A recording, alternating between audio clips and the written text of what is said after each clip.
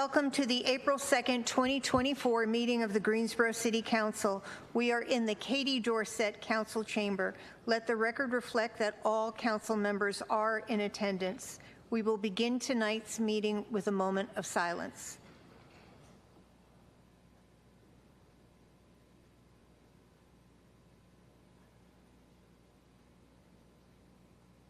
Thank you. Mrs. Hightower, would you lead us in the pledge? Pledge allegiance to the flag of the United States of America and to the republic for which it stands, one nation, under God, indivisible, with liberty and justice for all.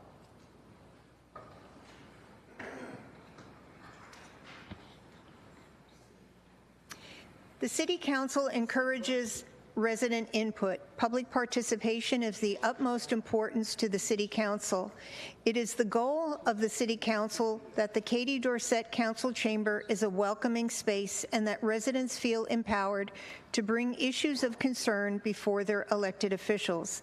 The Council encourages individuals to use the public comment period to bring attention to community concerns and events.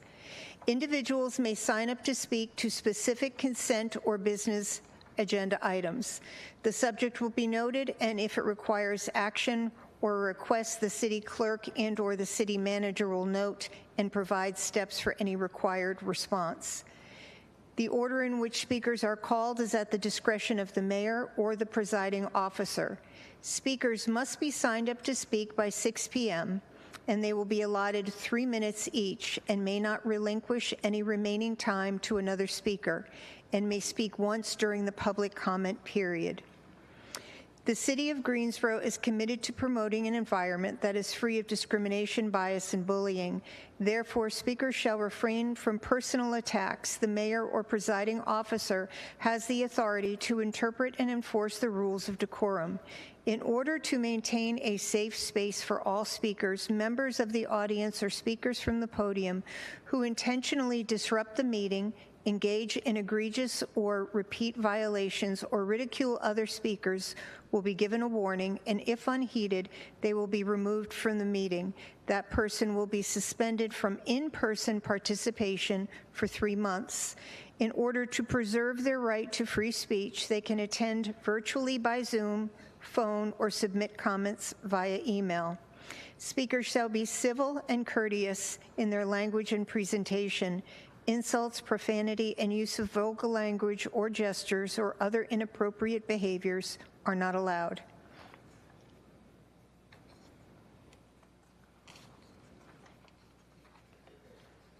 Public comment is an opportunity for council to hear from residents. It is the intention of council to hear from residents during this time. A resident may speak only if they have signed up to speak in accordance with the city's outlined procedures. All electronic devices should be turned off or to the silent mode. If you must make or receive a phone call, please kindly do so from outside the chamber. All speaker handouts should have been provided to the city clerk or courier to be distributed to council. Zoom participants shall mute their microphones until they are called upon to speak. All meeting attendees, including Zoom participants, are expected to respect speakers and council deliberations. By statute, council members must vote on all items unless there is a direct financial interest. All votes will be moved and seconded. We do have a consent agenda for items G1 through G5, which are a grouping of agenda items that are voted on with one single vote to expedite what are believed to be routine and non-controversial items. Any council member may withdraw an item from the consent agenda due to a conflict of interest or for the purpose of voting no. Items removed from the consent agenda for discussion will be placed on the April 16th City Council business agenda. Tonight does include closed captioning. Depending on the length of tonight's meeting, we may take a short recess around 7:30. Now is the time for our ceremonial and presentation items. A resolution to celebrate the life of Elnora N. Drawn, turning 100 years old. Mrs. Hightower? Thank you very much. First, I want to say District 1 has got a lot of history in it because a lot of the residents are turning 100 plus. So there's good hope for all of us in District 1. If we live right, we might be here to get one of these as well. Resolution to celebrate the life of Elnora B. Drawn, turning 100 years old.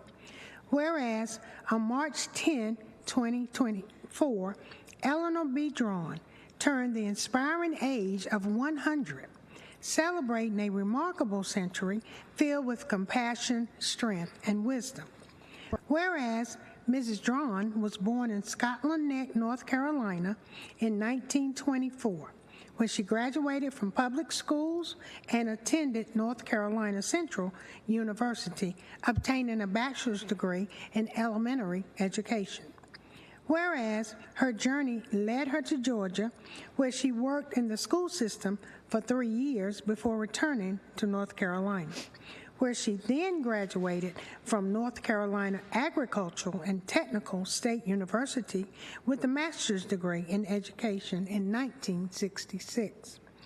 Whereas Mrs. Drawn served in organizations including Sigma Gamma Rho sorority in 1978 and Magnolia Chapter 23 Order of the Eastern Star Prince Hall, affiliated in 1980.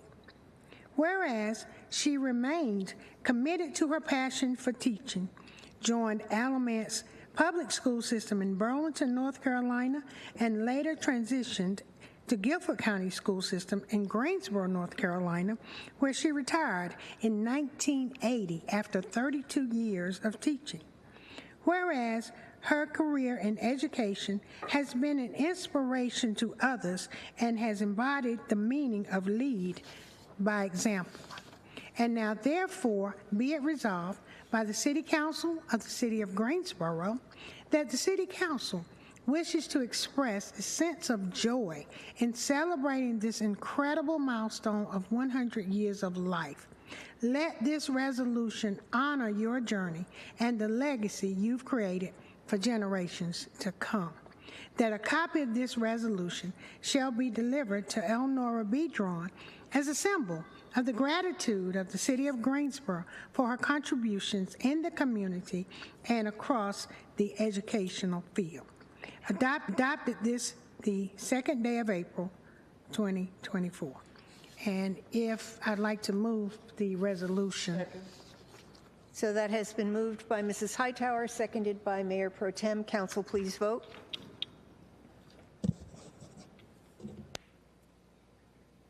And that passes 9-0. Some of her family is here. I don't know if they convinced Miss Elnora to come, because sometimes she wants her own way, and at 100 she can certainly have her own way. So, but I was honored to join her at her celebration on March 10th, where her family celebrated her and told a remarkable history about her. And the interesting thing about her, too, is that I knew her husband. And Mr. Drawn, he was a lifetime NAACP member. And so I tell you, she had her hands full. So she's she's a sweet lady, very sweet. And the other thing is she taught ex-Chief Brian James in the 2nd grade. So he was there as well to recognize and honor her as well. So she certainly has made her mark in history. And I will give this to her, Pat Stevens. You're going to speak a minute? Yes, I'm here to represent Elnora Drawn, the mother of my children, so she's their grandmother. I thank you, Councilwoman Hightower, Mayor Bond, and Pro Tem Johnson, and all of you here within the City Council members. I'd like to say, Councilwoman is right. Anybody can make that number, 100, but you have to try. And we all are set here to do, to serve one another.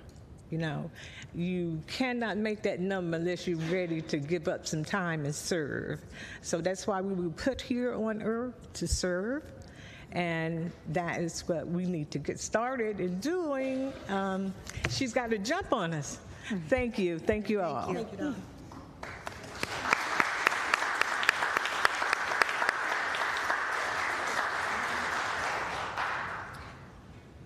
Item E2 is a resolution to honor the late Thomas Richard Beard, Sr.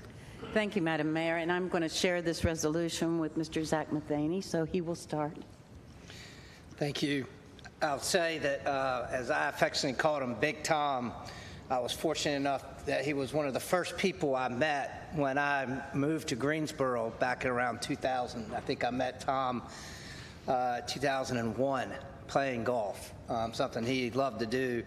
And I just can't imagine how fortunate I actually was to get to know Mr. Beard like I got to know Mr. Beard. I adored Mr. Beard, and he did phenomenal things for our entire community.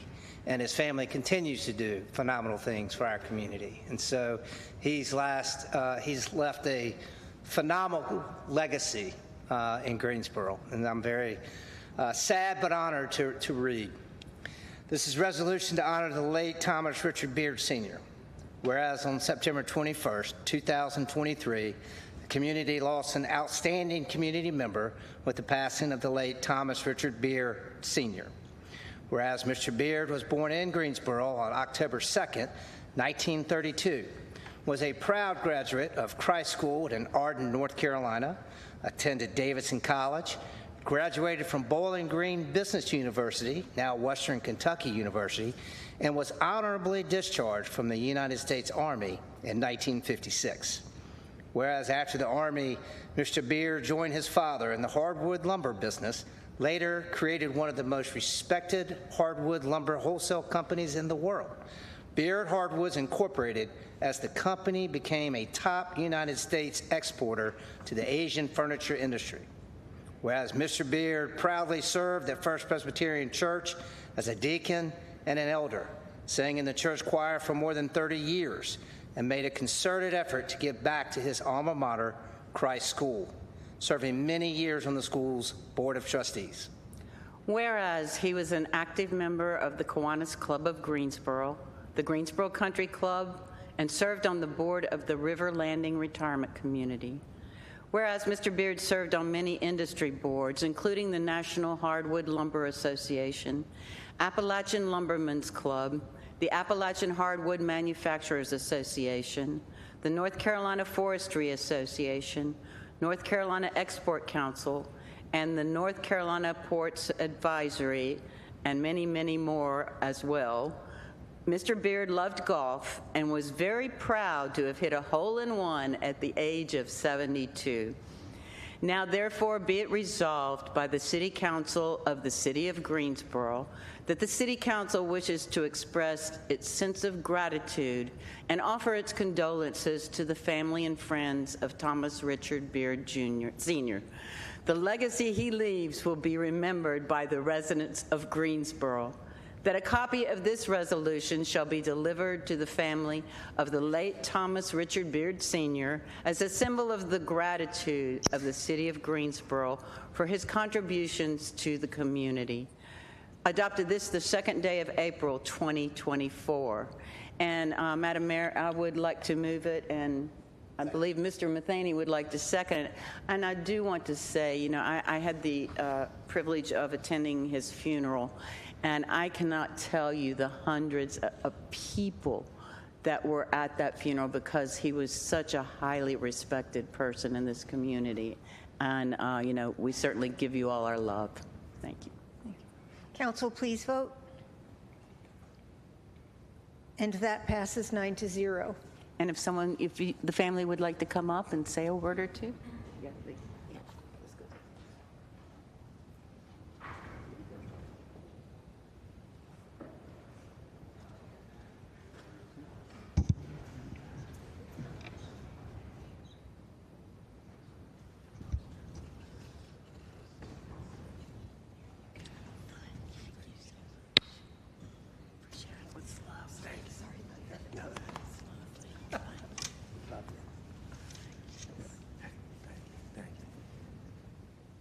I'll just say a few quick words on behalf of the family. We really do appreciate this, and I know my dad loved Greensboro. He loved volunteering in Greensboro. I think he volunteered for literally 70 of the GGOs, now the Wyndham Championship. So you kind of know where I got the DNA, I guess. So, but anyway, we're very flattered, and he's looking down on us, and he's very proud as well. So thank you very much.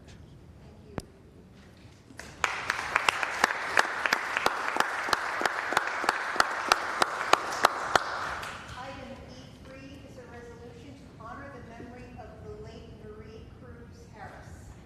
Resolution to honor the memory of the late Marie Cruz Harris.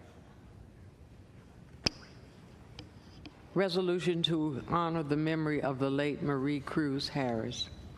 Whereas on January 10th, 2024, the community lost an outstanding community member with the passing of the late Marie Cruz Harris. Whereas Ms. Harris was born in what is now known as Oak Ridge, North Carolina, on May 27, 1937, was a proud graduate of Laughlin High School in Summerfield, North Carolina, attended North Carolina Agricultural and Technical State University, graduated from the University of Carolina at Greensboro, and later earned her master's degree in school counseling and education administration. Whereas Ms. Harris was an advocate for education and the betterment of youth, she taught at Bluford Elementary School, became a school counselor, and later an assistant principal, and occasionally served as interim principal. Whereas she was an active member of the Greensboro community, serving on multiple civic boards, including the Young Women's Christian Association Board of Directors, the Children's Museum, and the Family Services of the Piedmont. Whereas she was an active member of Providence Baptist Church, volunteered for Vacation Bible School, served as a Cub Scouts Den Mother, Kappa Silhouettes, was a founding member of the Community Service Guild, and was active in the Ocean City beach community. Whereas Mrs. Harris was known as the Flounder Lady, which represented her passion for flounder fishing and enjoying time at the family's beach house at Topsail Island. Whereas Ms. Harris had a passion for exploring the world, she loved spending time with family and friends. And now, therefore, be it resolved by the City Council of the City of Greensboro that the City Council wishes to express its sense of gratitude and offer its condolences to the family and friends of Marie Cruz Harris. The legacy she leaves will be remembered by those she impacted. That a copy of this resolution shall be delivered to the family of the late Marie Cruz Harris as a symbol of the gratitude of the City of Greensboro for her contributions to the community. Move the resolution. That has been moved and seconded. Council, please vote. And that passes 9-0. I just want to share. We have members of the, I'm sorry, Madam Mayor Pro I Tem. just want to share that many times Marie and her husband James, I took them to Baltimore to the Preakness because they were good friends of my aunt and uncle, and we had such a wonderful time together. She was an extraordinary, wonderful human being, and so we need more like Marie Cruz Harris. Absolutely. And let me share that I met, and I'll refer to her as Mrs. Harris because she was Mrs. Harris to me. If she wasn't Mrs. Harris, then she was my Greensboro mom. I met Mrs. Harris via the family here, Kelvin and Donna and Lorianne, through our ties through UNC Chapel Hill. Even when we were in school and I had the opportunity to visit Greensboro, I visited Greensboro and visited Mrs. Harris. As a matter of fact, and some of the Harris family may remember that I was here one time and I got ill. And Mrs. Harris was key in getting me over to see Dr. Blunt to make sure that I was taken care of. So Mrs. Harris, I cannot call her Marie, but Mrs. Harris has been my Greensboro mom. As a matter of fact, also, there was mention of Topsail Island. Even though I'm originally from Fayetteville, I had never really been to the beach before, and I was invited to the Topsail family home, and that was where I learned how to crack open a crab. That she caught. That she caught, and she was very insistent on catching those crabs. And it was just, Mrs. Harris has been a true joy in my life, and I'm going to miss her. Absolutely. And I had the privilege of teaching with Miss Harris. I was a classroom teacher, and she subbed at our school quite a bit. She was an outstanding teacher, just an exceptional person. So we'll all miss her. Well, I had the privilege of knowing Mr. and Mrs. Harris because they were constituents in District 1 in the Dudley Heights community. And so I met them through the meetings there, saw her very active there until her health began to decline, even, when she first lost her husband. Such a joy, such a sweet lady. And so she is missed at those meetings. When I look around the table at Dudley Heights, I miss seeing her face there. But she made a strong impact in the community and to me. So thank you, Lori, and your family for sharing your mom with us. Thank you so much. Thank you to the City of Greensboro, to the Greensboro City Council for this recognition for my mother. She was a wonderful mother and grandmother. She loved Greensboro. And so if she were here right now, she would give everybody the biggest hug because that's who she was. But thank you all very much for this. You're welcome. Thanks again, everyone, to the mayor, Mayor Pro Tem, all of you council servants. We appreciate this memorialization for her life. She loved Greensboro. Even though she grew up out in Oak Ridge, when she came to town and went to college, Greensboro was home. And so most of you all probably have come across her, met her at some point. And Councilman Zach, if she had been at church on Sunday when you came to church, she would have given you that big hug, believe me. But again, thank you all, and we do miss her, but thank you for this. We appreciate you. Continue to do the great work that you do for this city. Thank you. All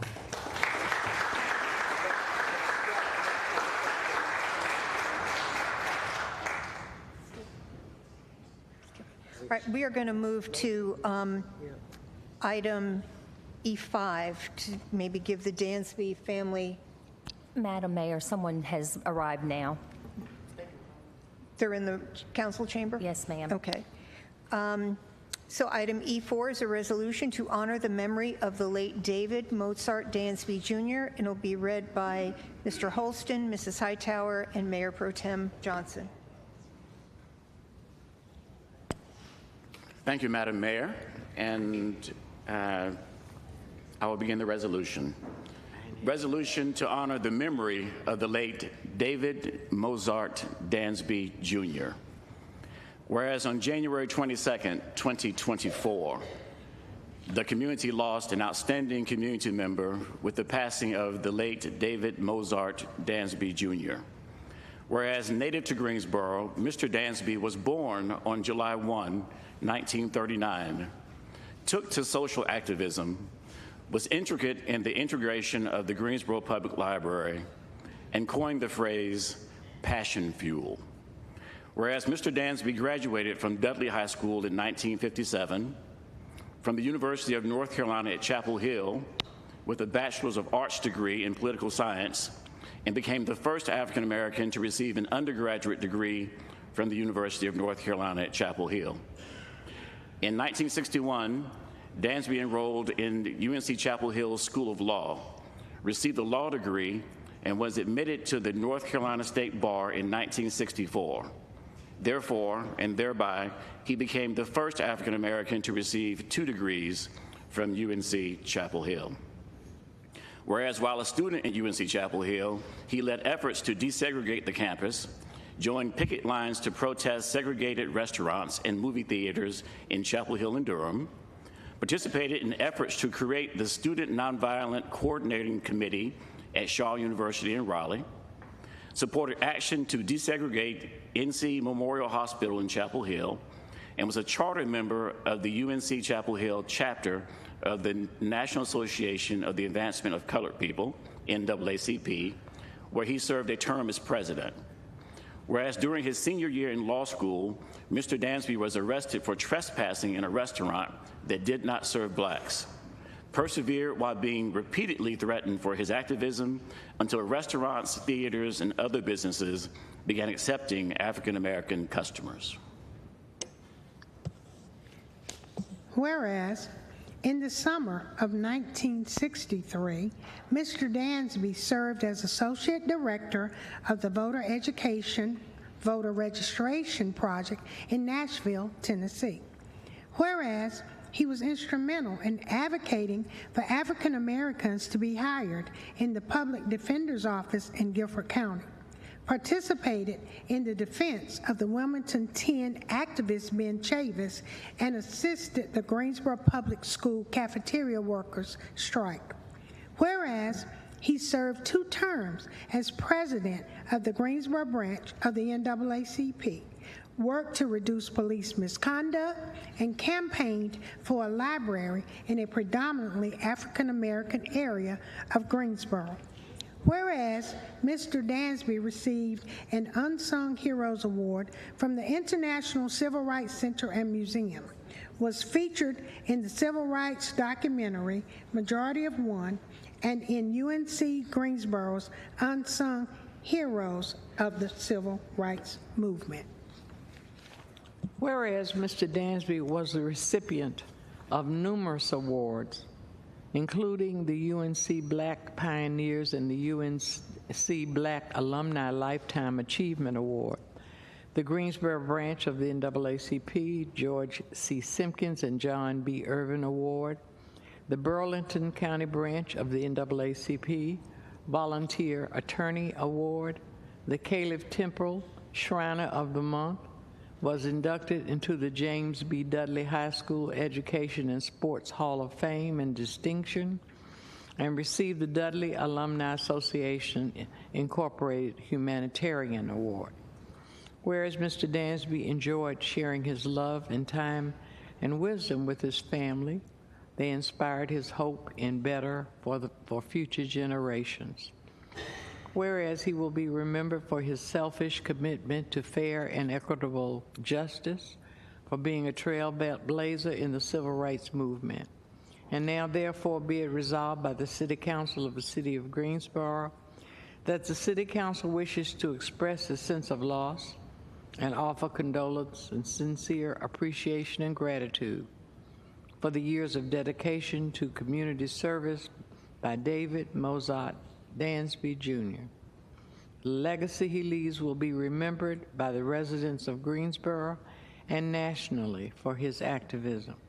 And a copy of this resolution shall be delivered to the family of the late David Mozart Dansby Jr. as a symbol of the gratitude of the residents of the City of Greensboro for his contribution in the community and across the county, the country. So that has been moved by Dr. Wells and seconded by Mr. Holston. Council, please vote. Is Marion Dansby here? Yes. All right. And that passes 9-0. We have some speakers. I believe his sister Marion may be here. Yes. We also have, I see, Really? Mr. Walter She's Jackson. here. She's here.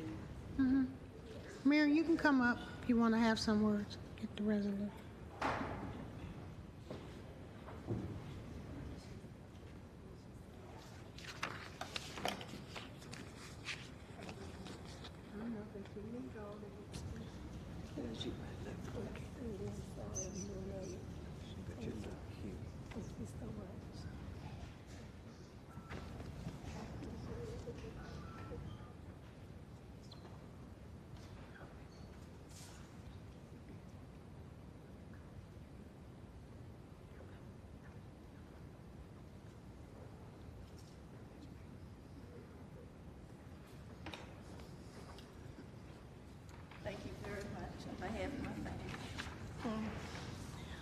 On behalf of the Dansby family, thank you very much.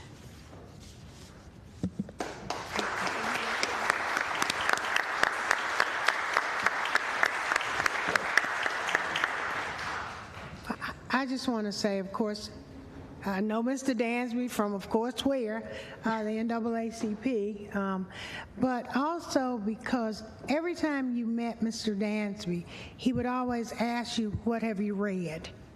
And if you hadn't read a book he had, he'd pull it out and show it to you, because he believed that knowledge was power. And he knew where that knowledge was in the libraries, that sometimes because of, injustices that we didn't have access to. And so he never missed a moment to make sure he told you about something he read, somewhere he's read somewhere. And it was always so fascinating to stop by his office and talk to him. He was very, very smart man. And so thank him for his service to this community and all the great work and the legacy he has left behind here. And we hope to live up to that. So thank you. Attorney Dansby was truly a trailblazer in many ways, and he was a resident of District 2, and we will miss him in Greensboro. He made a real impact when he was the president of NAACP, and you heard the resolution, so you know he started early doing things that were called first, being the first. So we recognize all of the life that he lived. No, Bunky, I know you'll miss him because you were so close. But you have our prayers. Well, what I remember about David is he said whatever it was on his mind, and he spoke the truth. Which is so very true, and he did it from the very beginning. And it's been said already, but I'll say it again. Greensboro is a city, is a community of first. We talk about the Greensboro, the A&T 4. We talk about the Greensboro 6, where we also have Attorney Dansby being the first African American to receive an undergraduate degree at UNC Chapel Hill. He just continues that legacy, and we really appreciate you, Bunky, Marion, for sharing him with us. Thank you. Thank you. Item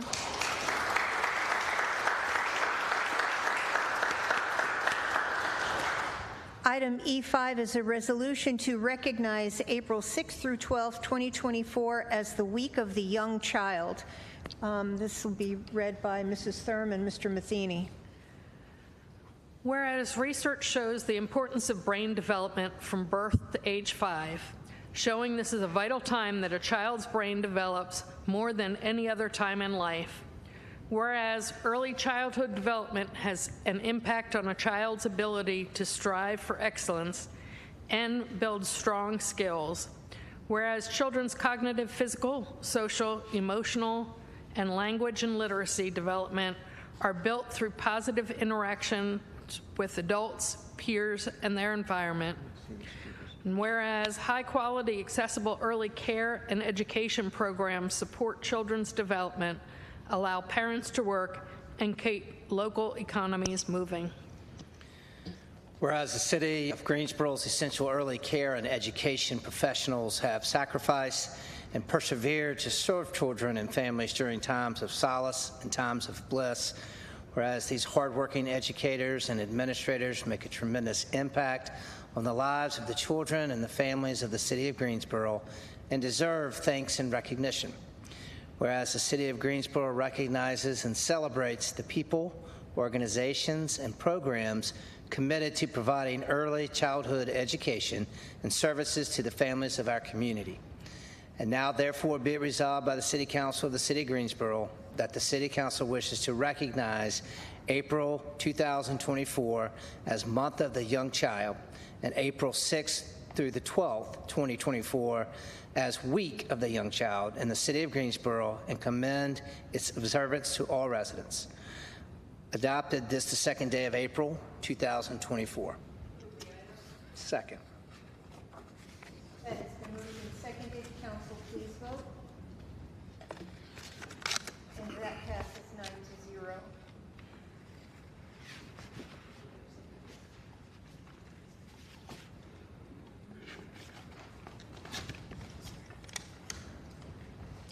I'll just share really briefly on behalf of the 36,000 children under age 5 who live in Guilford County. Thank you for acknowledging their needs, and thank you for your support.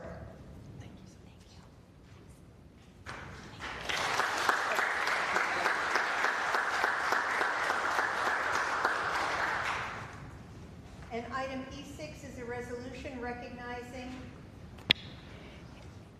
item E6 is a resolution recognizing April as Child Abuse Prevention Month and April 29th through May 2nd as the Resilient and Thriving Communities Week. Mrs. Abusawader?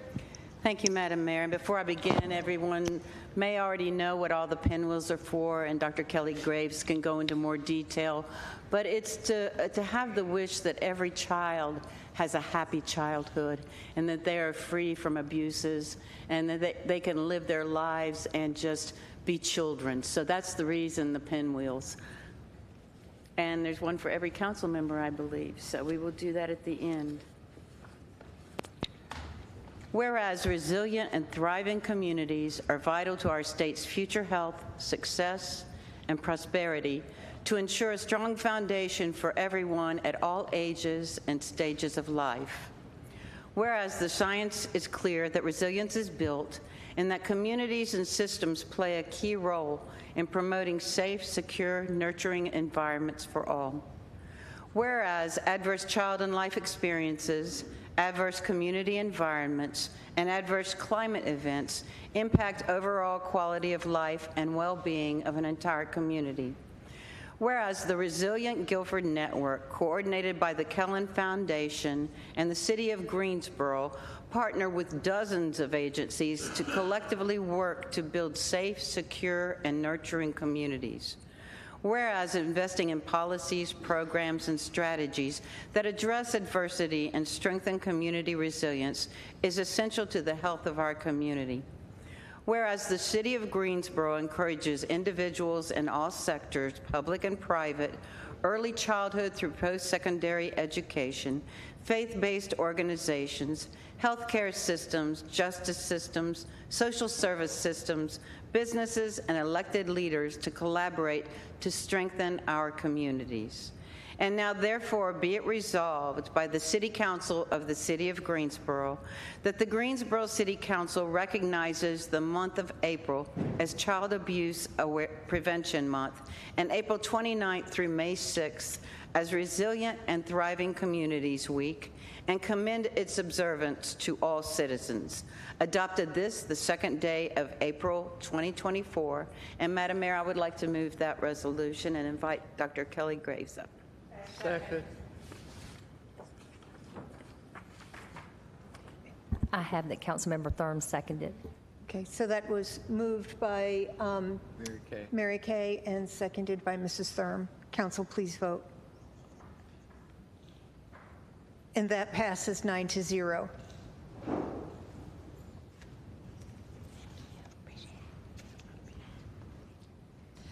Thank you so much for your continued support on this very important issue. As Councilwoman Abusawader mentioned, the pinwheel is the national symbol for standing together as a community to help children live in safe, secure, and nurturing communities. So Greensboro is joining thousands of communities across the country to participate in Pinwheels for Prevention, to raise awareness on what children need to be safe and well in their communities.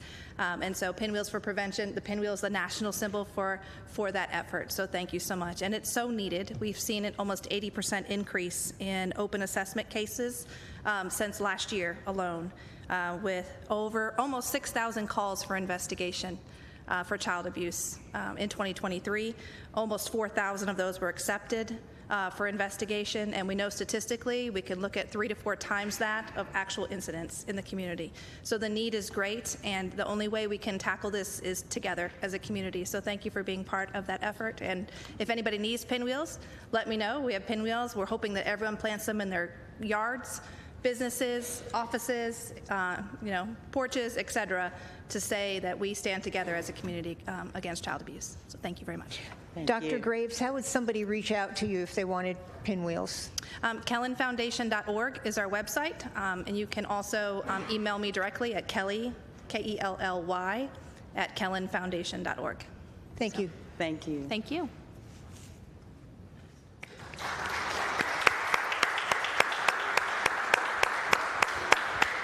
So that is the end of our presentation items.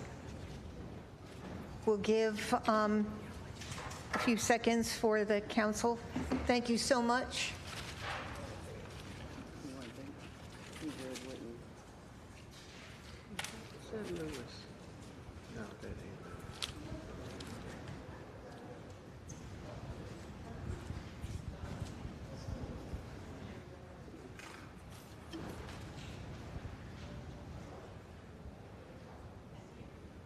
We will now move on to public comment period. Each speaker is allotted up to 3 minutes. Our first 3 speakers will be Jim Zach, Stephanie Gray, and Roman Reyes. If you would move to the window side of the chamber. Okay, so one new addition to that subject. Okay, but they're on also, aren't they? Oh, they're on Zoom. She's actually in person. Sure. Okay.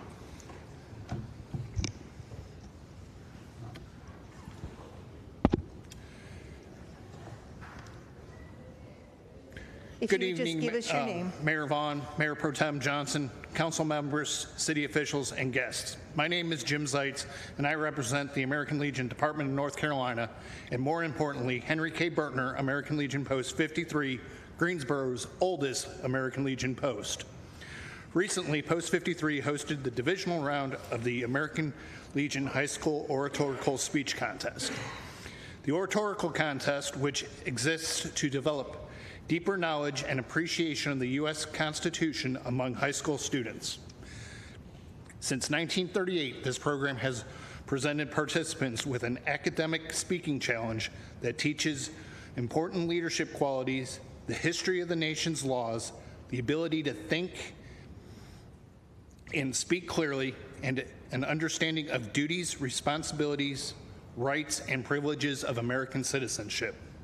The program has featured numerous politicians and prominent contestants over the years, including former presidential candidate Alan Keyes, national television and radio and talk show host Lou Dobbs, and former Vice President Mike Pence, to name a few. Young orators earn some of the most generous college scholarships available to high school students. Over $230,500 in scholarships can be awarded each year. The overall national contest winner gets $25,000 scholarship. The second place winner takes home $22,500, and the third contestant gets $2,000. Each department state winner who is certified into and participates in the national contest's first round receives an additional $2,000 scholarship. Those who advance past the first round receive an additional $2,000 scholarship. The American Legion National Organization awards these scholarships, which can be used at any college or university in the United States. The eligibility for this contest is for high school students under the age of 20. Competition begins at the post level and advances to the state competition. Legion departments represent and certify one winner per state to the national contest, where the department winners compete against each other in 2 speaking rounds. The contest caps off with the final round that decides the top 3 finishers. Speaking subjects for the contest, speaking subjects must be on the aspect of the U.S. Constitution, with some emphasis on the duties and obligations of citizens to our government. Speeches are 8 to 10 minutes long, and these orators do not get to use an iPad like I have the privilege of using here. And then they also have a 3 to 5 minute speech on a assigned topic of the contest. I am proud to announce that our divisional winner, Natalie Starr Allen of Greensboro, recently competed and won the state competition. Thank you. Thank you. Could you send that to us by email? Can you will you let him finish this piece of it? And there's a reason why, if you will let him finish his. How much more? I just want to say that she's going to be competing at the national competition, and additionally, I want to thank and present Councilwoman Sharon Hightower a certificate of appreciation for serving as a judge.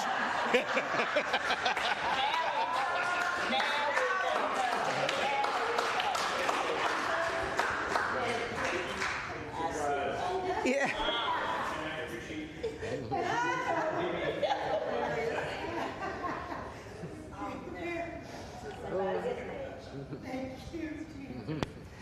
Could you send us that information by email? Because, you know, I know you kind of had to rush through everything, so I'd like to look at it. Just send it to, to the city.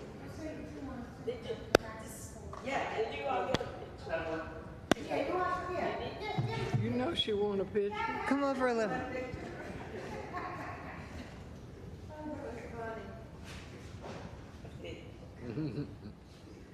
We got it. I appreciate it. Nancy, I lift my hands to thee, no other help I know. Okay. Thank you. You know, hey, now. but I appreciate Jim and the American Legion. The contest was very interesting, to say the least. One of the most phenomenal things was they each had to speak on a certain question, and they spoke with no, as he said, no iPad, no notes, no nothing. They literally talked about the Constitution and the rights of people from, I guess they learned it or whatever, and then of course they had one question that they were asked that they were not aware of that question. They didn't know it was from about 5 or 6 questions, and so one question was chosen, and they were to speak on that, and they did it very well. Had the facts, the data, and really, to be honest, it was really hard to choose because they were just great. But I did choose the young lady. That is the women, you know. But I appreciate it, and I look forward to doing it again. Thank you for reaching out. As you know, Henry Burton sits in District 1 as well, Creek Ridge, so I hope we will continue to support them in all their endeavors. And thank you for your service. Thank you so much for your service. So thank you. Stephanie Gray.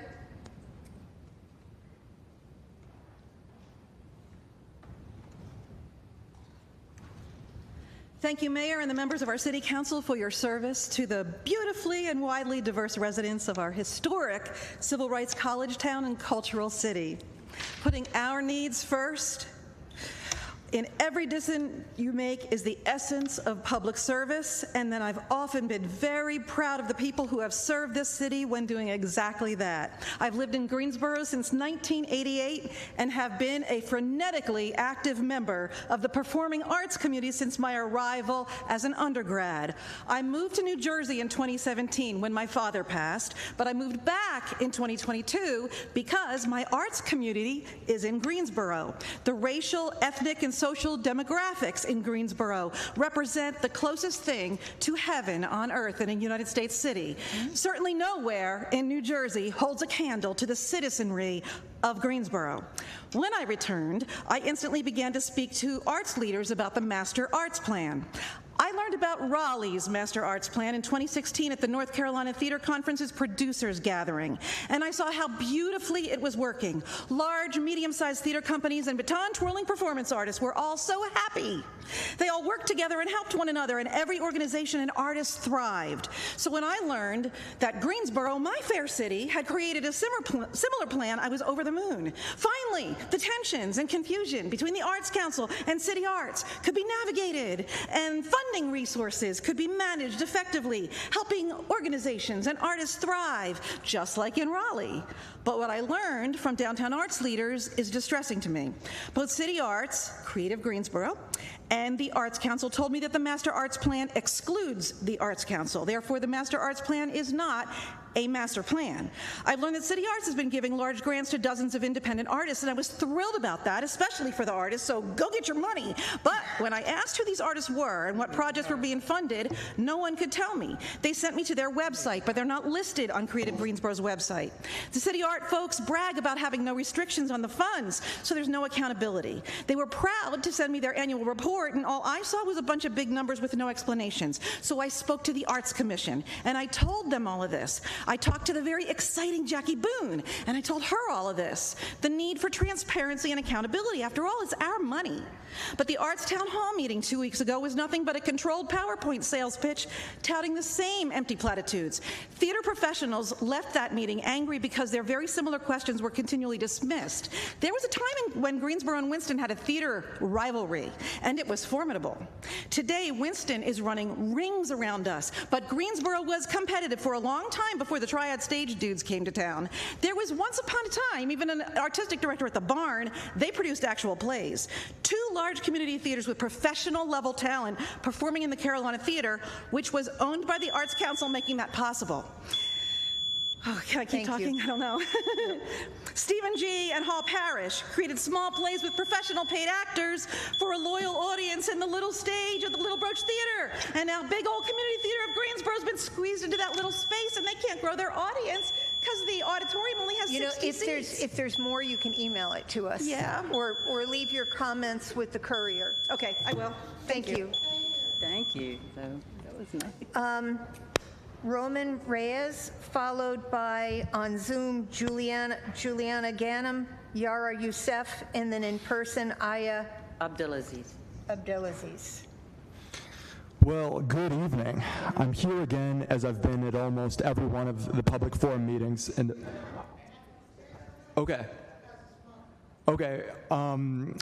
to call for a ceasefire, to ask that the City Council pass a ceasefire resolution between Israel and Hamas.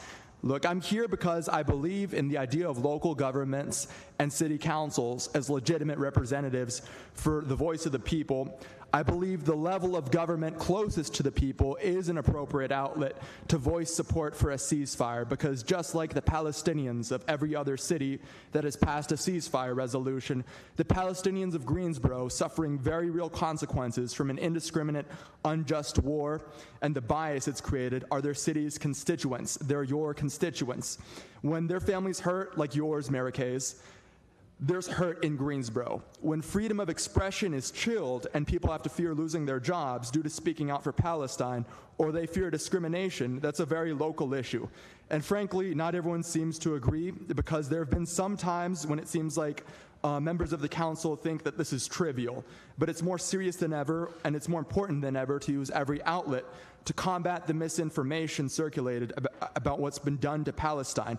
You know, I keep hearing the same talking points from those in the media who defend Israel's manner of warfare.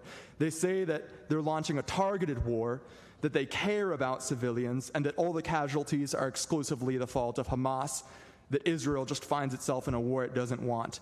But just how is a war targeted when Israel has committed the recognized war crime of cutting off all water to the civilian population? This is a war where Israel has conducted summary executions of men, women, and children. This is from Al Jazeera's reporting and interview with Odai Sadem. The Israeli soldiers stormed the building. They banged on our door. My husband told them we were all civilians. They took him to another apartment. I followed them, pleading with them to let him go because we're civilians. They beat me and my daughters. They put us women in one place and threatened us with guns and knives. They made us strip. They searched us, insulting us using the most terrible words. And it says that the soldiers disregarded their pleas and proceeded to execute all the men they rounded up outside. No, that's not a moral or just war. There's no way to justify what has happened, despite the horrific terror attack that Israel suffered. Their manner of warfare is not justifiable. Look, to the Palestinians here, I want to say, don't forget where you're from. What your people gave to the world and keep giving to the world, because there's no world history without Palestine, and I know I won't forget it. Because it's almost as if you can't open a history book that doesn't have Palestine, because of how this land left its stamp on the world's civilizations. Don't forget Cesare Palestinae, which birthed the earliest churches and was a center of Hellenistic learning and civilization. Don't forget the Gnassids, who brought the Arabic language and identity to Palestine 1,400 years ago, much earlier than the U.S. Don't forget the Palestines of the Ottomans, the prosperity, art, and majesty of the Palestines. This is your heritage, and it's what Israel wants to destroy in this war. Thank you. I believe our next speaker is on Zoom. Yara Youssef.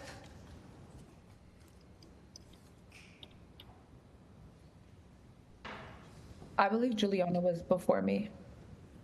Excuse me? I believe Juliana was supposed to go before me. Okay. Juliana?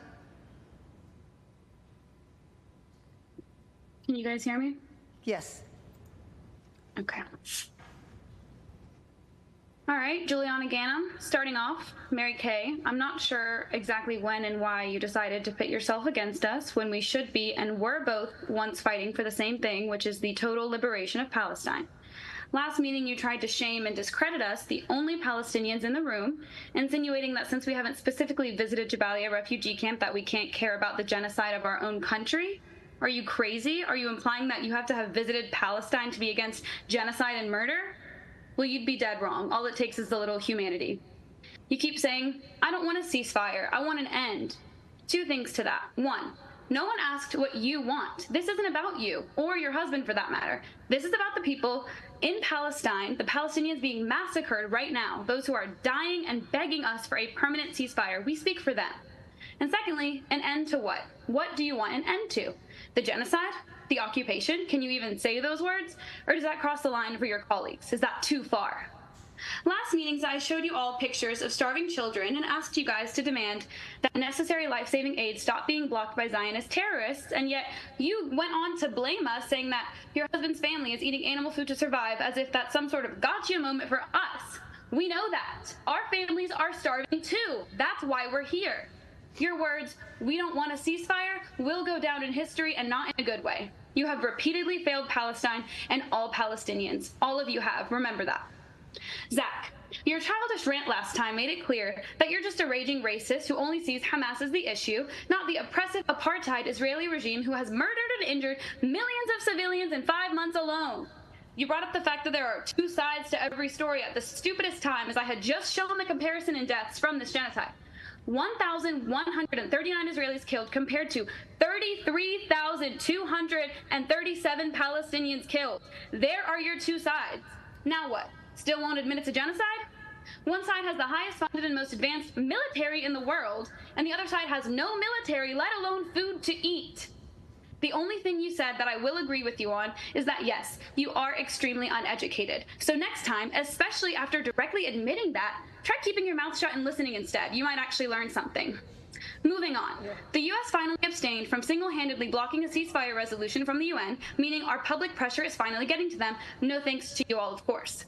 But guess what? Has Israel stopped the bombings and attacks and murdering and genocide? Of course not. Israel has not even paused their terrorism and bombings, not only in Palestine, but also recently in Syria and Lebanon. They actually just finished committing the most unspeakable horrors and wiping out the largest hospital in Gaza, Al-Shifa Hospital. I implore you to look up the images. Children tied up and run over by bulldozers. Pregnant women raped in front of their families, who were forced to watch at gunpoint, who would be shot if they closed their eyes, literally. That is what my Greensboro City Council is so afraid to speak against. Your time has expired. All of you are cowards who continue to fail at your jobs of representing your constituents. Call for the ceasefire. Thank you. Demand aid be allowed in. Thank you. Our next speaker, Yara Youssef.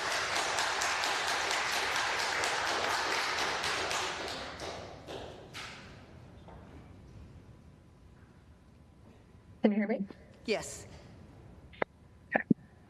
First, I want to say thank you for banning us. I mean, maybe next time, don't make comments directly towards us, disgusting comments like you did at the last city council meeting, and expect us to sit back and not make any comment directed towards you. So, with that being said, Mary Kay, like Jules said, you said that you want to end. An end to what? Call it for what it is. It's an occupation, and it's a genocide that's happening. I get it. Maybe other people on council members don't agree with us and don't agree with the terminology, but we stood with you from the beginning, and you're the only one who turned your back against us.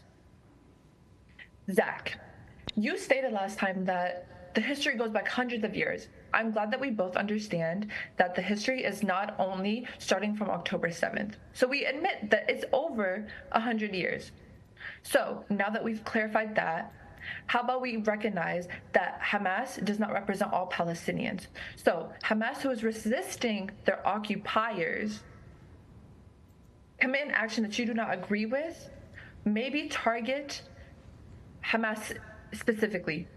Don't go on and target the entire population by restricting basic human necessities such as fuel, water, food, healthcare supplies. I mean, it truly is a genocide, because what benefit do they get out of cutting this off for an entire population? That's over 2 million people who are currently suffering. Last time you mentioned that you talked to your Jewish friends and you've talked to your Palestinian friends. Last time I checked, we've said it time and time and time again that this is not an issue between religions. This has nothing to do with Jewish people versus Palestinians. This is Palestinians versus Israelis. This is occupied people defending themselves against their occupiers. So this isn't something that you can push your religious. Equating anti-Semitism and anti-Zionism is so extremely risky, and it's so extremely dangerous, because then it removes the fact that anytime you want to speak out against Israel, you get labeled as anti-Semitic, which is completely false. At Al-Shifa Hospital is recently, testimonies have been coming out where you have horror stories coming out, unspeakable crimes. You have the women who are talking about the sexual abuse that they face in front of their children and their husbands, and if one of them dared to look away, they'd be shot. Imagine the psychological warfare that has on the children, on the husbands, on the wives, on the women. I mean, it makes no sense of how you could sit here and still want to justify everything that's happening. That's all I have to say. Thank you. Is Aya followed by Jason Hicks, Eric Robert, Ben Holder.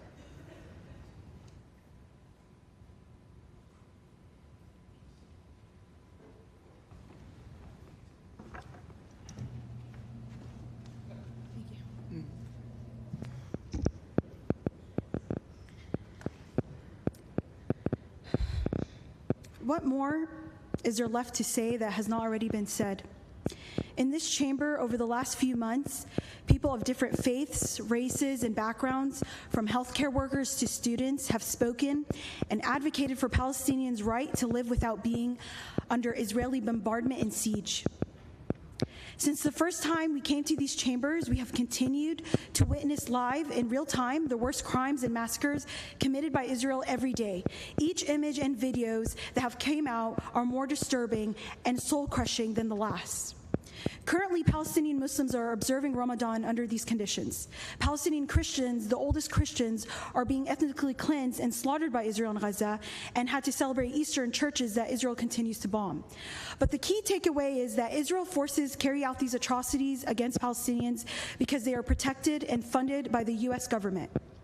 This is not new information. I make these points again because the way that this city council has responded to our concerns showed that you either all mentally check out when we speak or don't believe the mass execution of Palestinians is worth talking about. Stop ignoring us, because this affects all of us. This is an attack against humanity. We did not come to these meetings with the expectation that Greensboro will end the genocide. We were following the lead of several other city councils across the U.S., 153 countries, and the hundreds of labor unions and international human rights organizations, including the UN, Human Rights Watch, Save the Children, Doctors Without Borders, Amnesty International, as well as 70% of American voters that agree the U.S. should call for a ceasefire. Councilmember Zach, you mentioned last meeting before your tantrum about Hamas and your attempt to justify the genocide on Palestinians that you've read and read and read about this topic. You should really read up on the countless statements made by human rights experts over the past few months about Israel's operations in Gaza.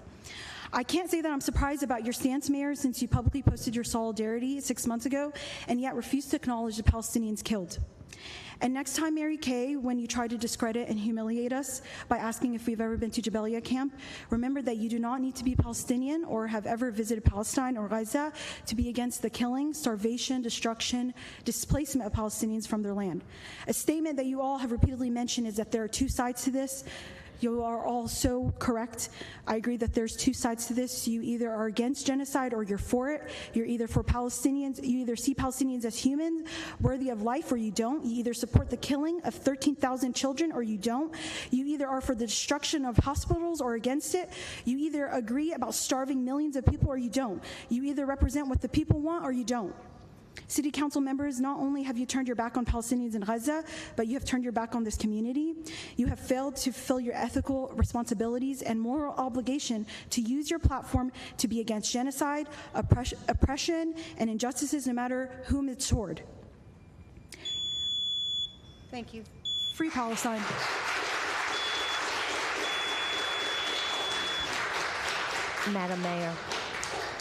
Madam Mayor, I apologize for the interruption, but the other speaker that was on Zoom has resumed connection, if you want to call that speaker, since it's related topic. Duna Cassis, was it? Yes, ma'am. Yes. My name is Duna Cassis. I am here for the fourth time trying to help all of you understand that the killing of innocent civilians, especially children, is not okay. I only get 3 minutes. 3 minutes will never be enough to tell you all about what's been going on in Palestine, not just for the last 6 months, but for the last 75, almost 76 years.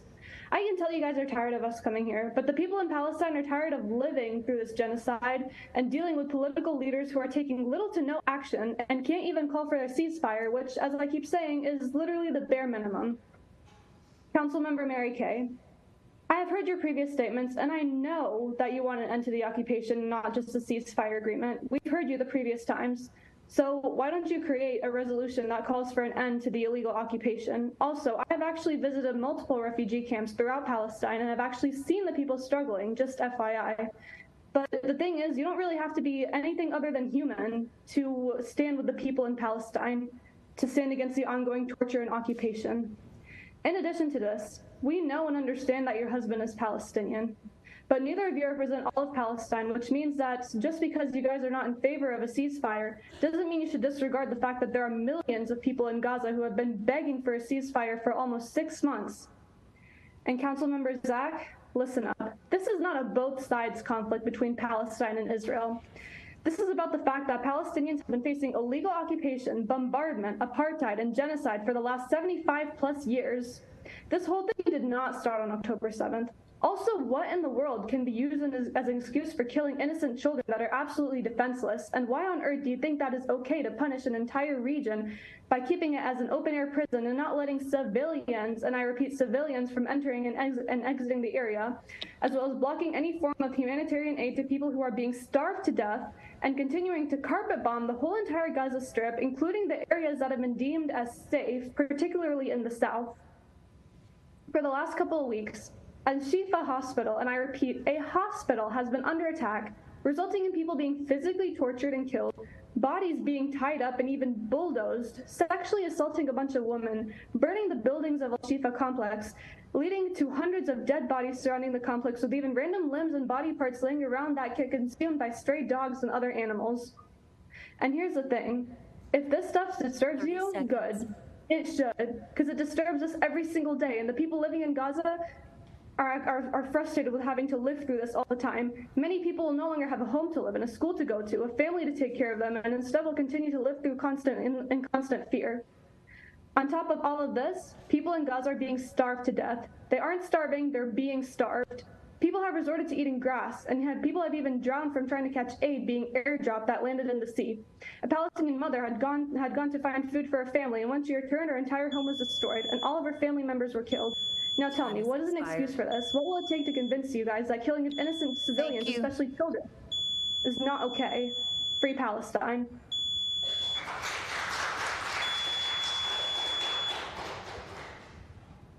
Mr. Hicks?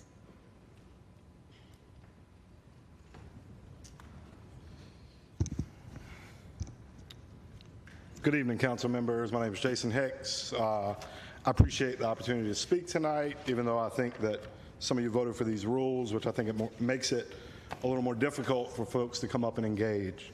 It's been a while since I spoke last, but today I stand before you individually, not representing any organization, but as a downtown resident and a force of accountability.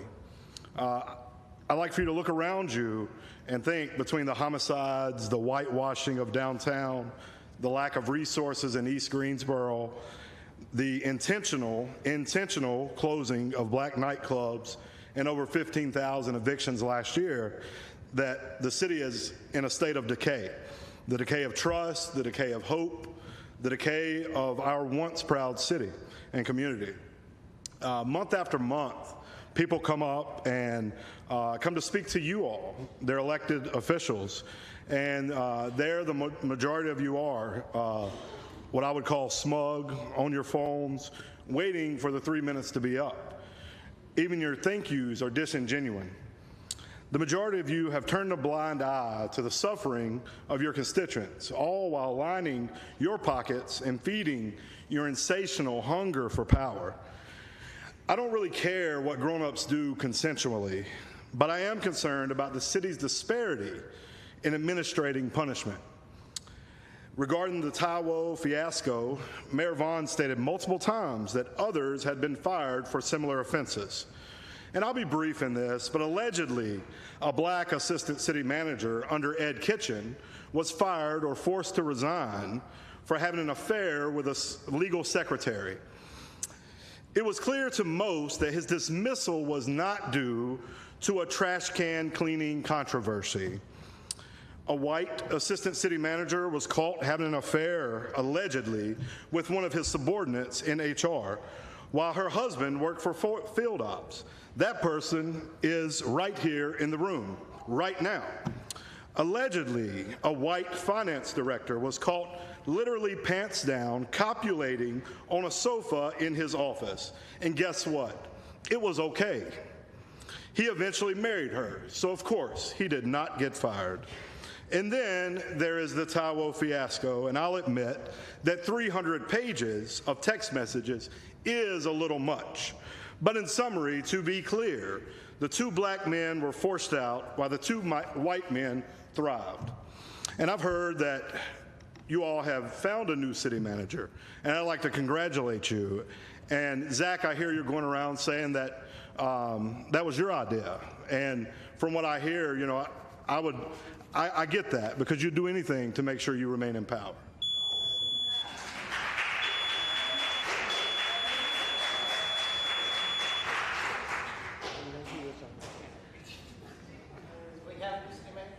Not that I'm aware of. Could you let me in? Let me know who it is. Can someone else go next?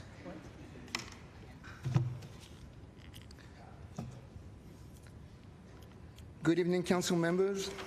My name is Eric Robert, 816 South Elm Street. And not so funny thing happened a few weeks back when I got a call from a New York Times reporter who wanted to talk to me about my role in Mark Robinson's ascension to power. Somehow he had heard that me requesting the gun show purchase contract had something to do with it. I quickly explained to him that my fight is and was about government transparency and accountability and not about Mark Robinson. But I simply requested a public record contract, which I was told by our mayor and city attorney did not exist. So I sued, and I obtained the document, which at the end ended up being signed by the very city attorney that told me did not exist.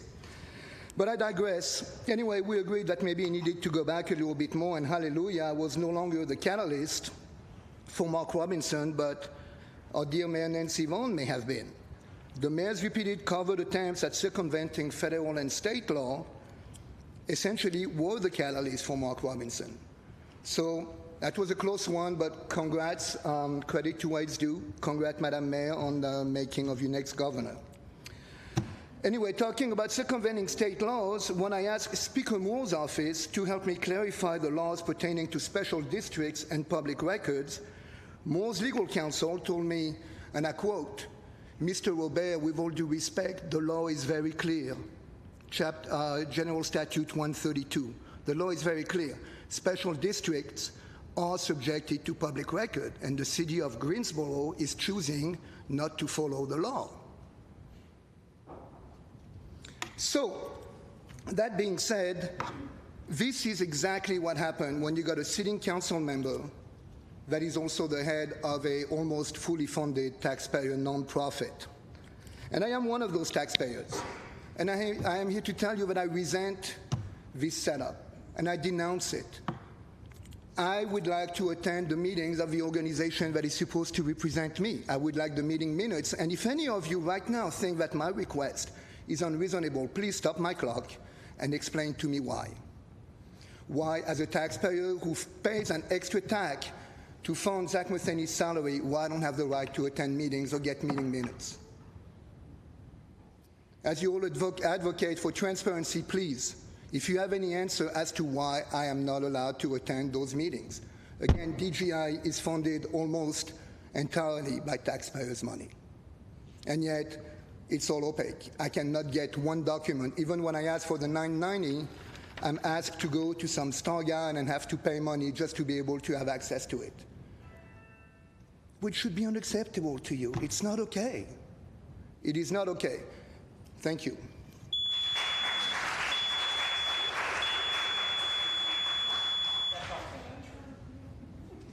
After Mr. Holder, Cheryl McIver, Antoine Marsh, and Chiara Reddick King.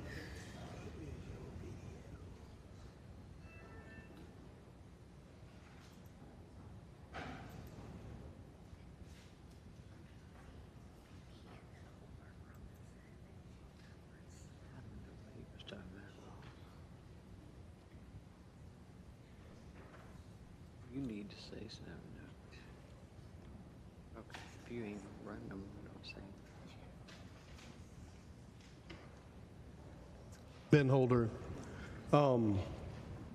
child abuse prevention, huh? One time I stood at this very spot, talking to some of these very people, trying to prevent child abuse.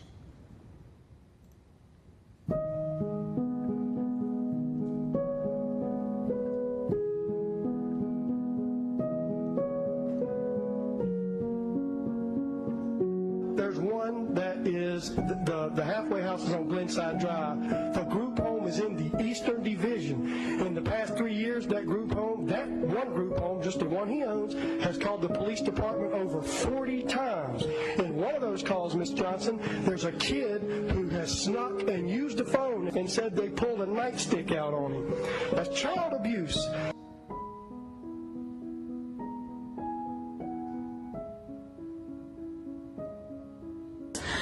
I can say that all questions have been investigated and any issues raised were unfounded. And I will concur with her opinion after evaluating the facts of the situation.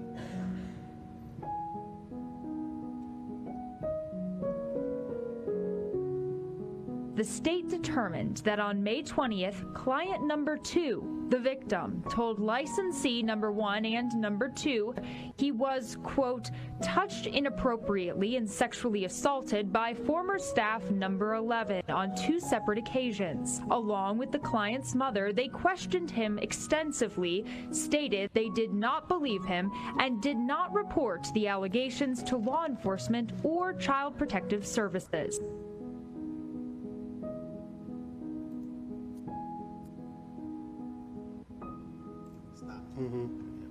All right, so to hear y'all talk about child abuse prevention is comical. I sat up here. He is a troubled Michigan police officer who moved from department to department, leaving scandal in his wake. In multiple cities. I said in 2012, there's a place in the city of Greensboro where children can be hurt. It was illogical to continue it. Zach Matheny, Mary Kay, Vaughn Johnson, Nancy Hoffman, you ignored me. You ignored me. You wrote me off like I was crazy. I went about my business. I didn't think about it anymore. But 7 years later, when we're all in good hands, I can call Carla Banks. She'll come to my classroom and teach children. I can call Trey Davis. He'll come to my school and do stuff. But when it went down exactly like I said it would, y'all covered it up. You covered it up. just like you did last year when I was at this time and told you police don't need to get naked anymore. And what did they do a few months later? I caught them getting naked. You disgust me.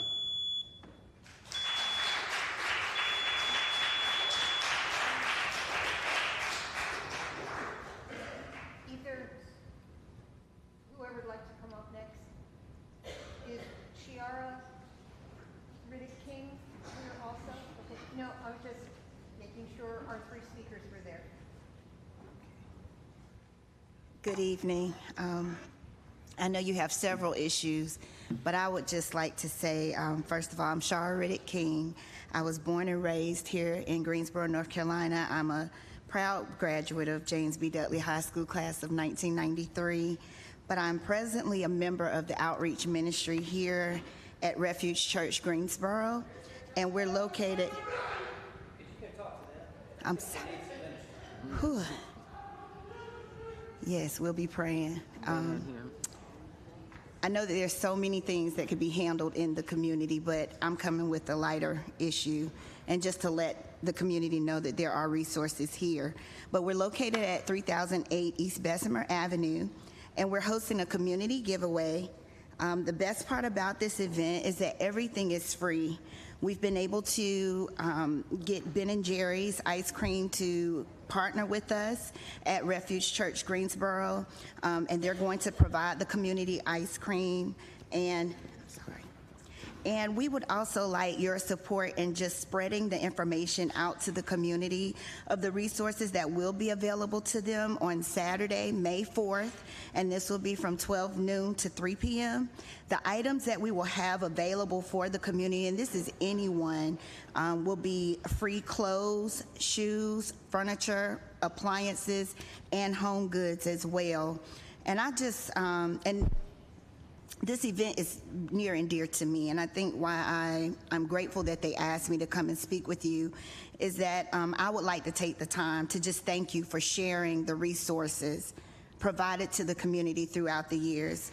I was a mom that was a survivor of domestic violence. I grew up here and I moved to Winston-Salem, and I had to return home with 4 small children. And it was because of that I'm grateful that the resources provided to this community and through the city council that I was able to allow my kids to be some of the recipients of the resources that you provided. They are products of what you offer the residents of Greensboro, and because of that, we have been blessed, my family has been blessed to see 4 graduate from Greensboro Guilford County Public School System, and they all went on to further their studies at Howard University, North Carolina Central. My daughter's at Spelman College, and my youngest son, I will be blessed to see him graduate in physics and engineering from Morehouse College in May. So my family is a testament. They are a testament of your continued service to this community, and your help matters. Spreading the word to the community matters. It was resources like this that helped my children, and I personally just want to thank you all for that. You're welcome. Thank you, and thank you. Thank you.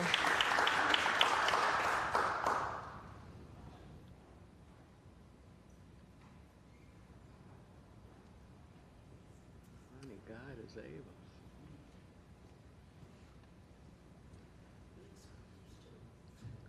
I'd like to say hello to Greensboro City Council.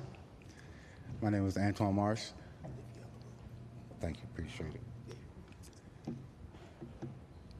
And I want to apologize to City Council. For years, I've been making an attempt to help out, not completely understanding the role of the council as you guys do your best. We have our city being embarked upon with gun violence in our nightclubs, gun violence that the Greensboro Police Department, our Sheriff's Department, our law enforcement agencies need help. And so it took me a long time. Yeah, I'm a little slow, but I did finally get it. I would like City Council to be able to use me through my music. I have 2 to 3 10-song sets prepared for concerts to revitalize our attitudes, our commitment to bring down the numbers. I know, Mayor, you are committed to doing something about your nightclubs, because at the same time, the entire city council focuses on tourism and bringing people to the city. And so with efforts to clean it up, I understand where I could help, and I need the direction of each of you to point me in the direction in your neighborhoods that you represent. I'll get a sign, street corner, and a guitar. I've already gotten started, but I'll need resources. Now, if we can come to an agreement of how we can both help each other, I promise you, when I get after something, I get after it. A few of you know that. And so not only will we be able to stop and put something together to ease the numbers here for the city of Greensboro, but I'm a firm believer that what we do will reach all 50 states. So, Mayor Pro Tem, Thank you. Council, please, if you could direct me to someone that in the name of music here in the city that's willing to put the work in to help this country, help this fair city, please give me their number. I would like to be able to call each of you and get your advice. And I wanted to know, make sure that the numbers that I have for each of your offices is correct. Thank you. And we do have your contact information with the courier, and so we can reach out to you, which is the best way to get in touch with us. Thank you. Yeah. Okay. I think we can find ways to use your show. Thank you for your positive message. Thank you. Thank you. Thank you. After Mrs. McIver, Tony Hayes, Michelle Young, Riona Vines. Good evening, Council, Mayor Pro Tem, and my District 1 Councilwoman. So this is an accountability session for me. In September 2022, City Council approved 15 flock cameras, while Southeast Coalition in Woodley was disappointed that Vandalia and Randleman Road intersection was not one of the 15. We were able to work with our city leaders, and we were expecting a camera at that location. As such, we have followed up, and we were told there's no budget. So my first question would be, did the 15 cameras that were approved in 2022 get implemented? If not, where is the budget? Where did the funding go? Where did it get allocated or removed to? If the funding is still there, even though they did not get allocated, what is the next steps for those flock cameras? So that's one issue. My second issue is we're asking for a clear understanding of the CROs. Of the what? Our community resource officers. We understand when there's a change in leadership, there's a change in leadership styles. As you know, we are very proactive. We're not a reactive group. We do our own research. We send you investigation materials. We send you cars. We send you license plate numbers. We send you everything. So we're very proactive. And with the change in leadership, we felt like we had a great working relationship the previous 2 years, but not so much in the last year. Currently, we have a captain who says he doesn't answer calls after 5 o'clock. We have a CRO whom we love who no longer responds to our messages. We only ask for a clear understanding so we can level set our expectations on how to reach out and get our CRO continually involved in our community issues. Our president of our coalition actually went to large corporations in our area to talk crime, to talk homelessness, to talk theft, and they have not been in contact with our CRO as we have asked. We're talking Lowe's, we're talking Cracker Barrel, we're talking Food Lion. We're talking about major corporations that are asking for help. They have issues and they want help. We have asked for our CRO to go out, and there has been no response. Any updates on the flock? Trey, maybe you could get the information to Mrs. MacGyver, because I know those initial cameras were deployed and we've gotten some since then. Well, I'd like you to get it to me too, because I've been waiting on them to be at Vandalia.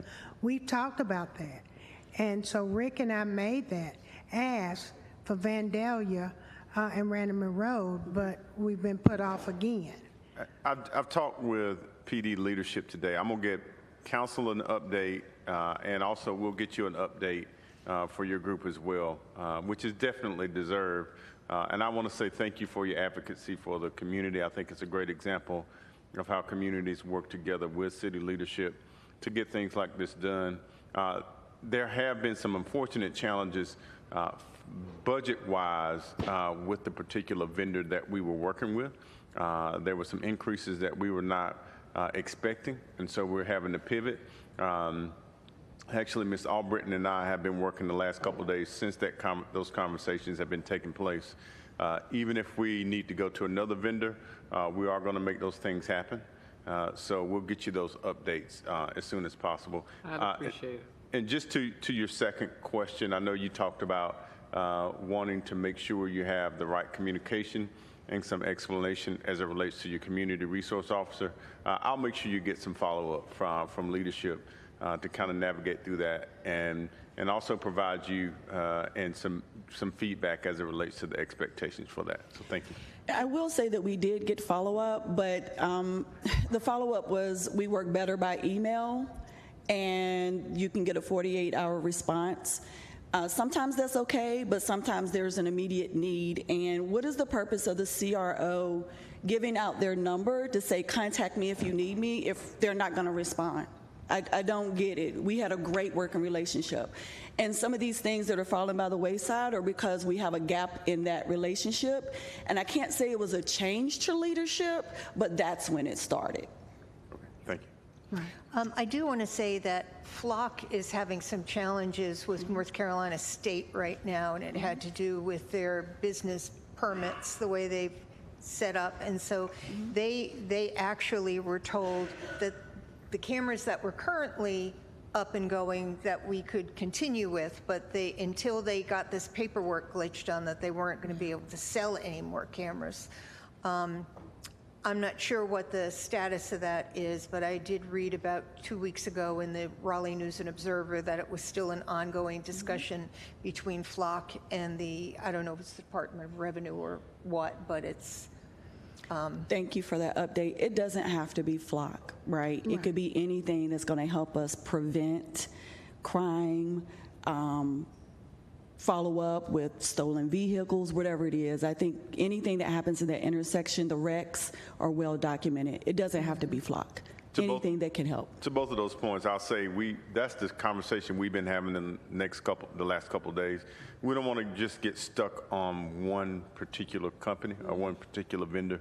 We do, and to Councilwoman Hightower's point, we've been having that conversation for a while for an area that's been plagued with accidents, crime, and a number of other things. So we'll make sure we get that follow-up to you and to council. Thank you. Thank you. The only other thing, too, you're right, but I was also told that Randaman Road is part of a state road.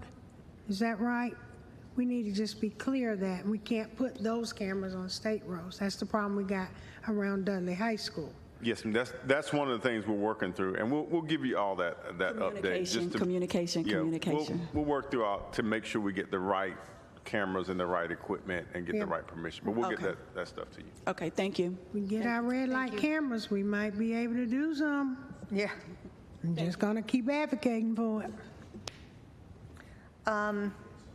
Tony Hayes?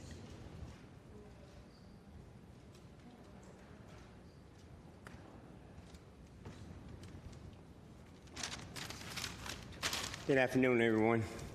My name is Tony Hayes. I got some brochures I'd like to give everyone up there so they understand what I'm talking about. We'll get some.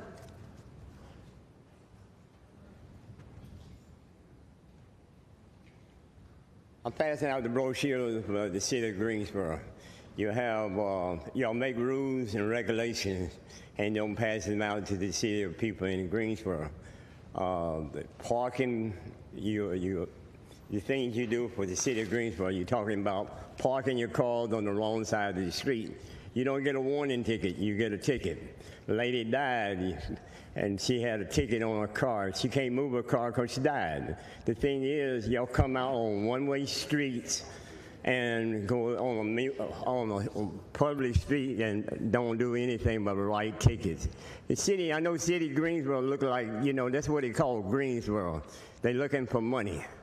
And the thing is, you come in my backyard, you tell me what I got to do, or I can't park this, I can't do that. I got to prove how many cars I own. That don't really tells me what can you do in the City of Greensboro. I had a beef with one of the city inspectors, and after that right there, we had to take out a warrant on a person. But the thing is, it never went any further so far. But the thing is now, I want to, you want to tell me how many cars I can own, how many lawnmowers I can own. I'm here to get an answer for it.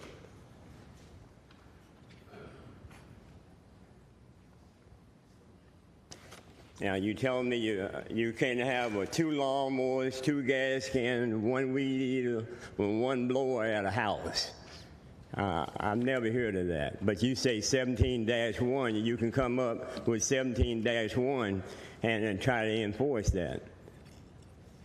But that car, the brochure you have right there, I was parked in front of my house, and they wrote me a ticket. The lady down the street died. They wrote her a ticket, but the rest of them cars was on the same day, and 10 minutes after they wrote them tickets, I went down there and talked to the people. Then nobody get a ticket. Nobody stopped it. They didn't do anything about that. They've been harassing me for every day. I came up here about this ticket for a hearing. The next day, they came out of my house wanting to know about my cars. And it's stupid. It's very serious what's going to happen. I'm not going to keep on putting up with the same thing. I don't own the house. If the guy sell me the house, I can do something with it. But what y'all do, y'all go back behind it and go to the owner. Come to me. Thank you. Thank you. Michelle Young.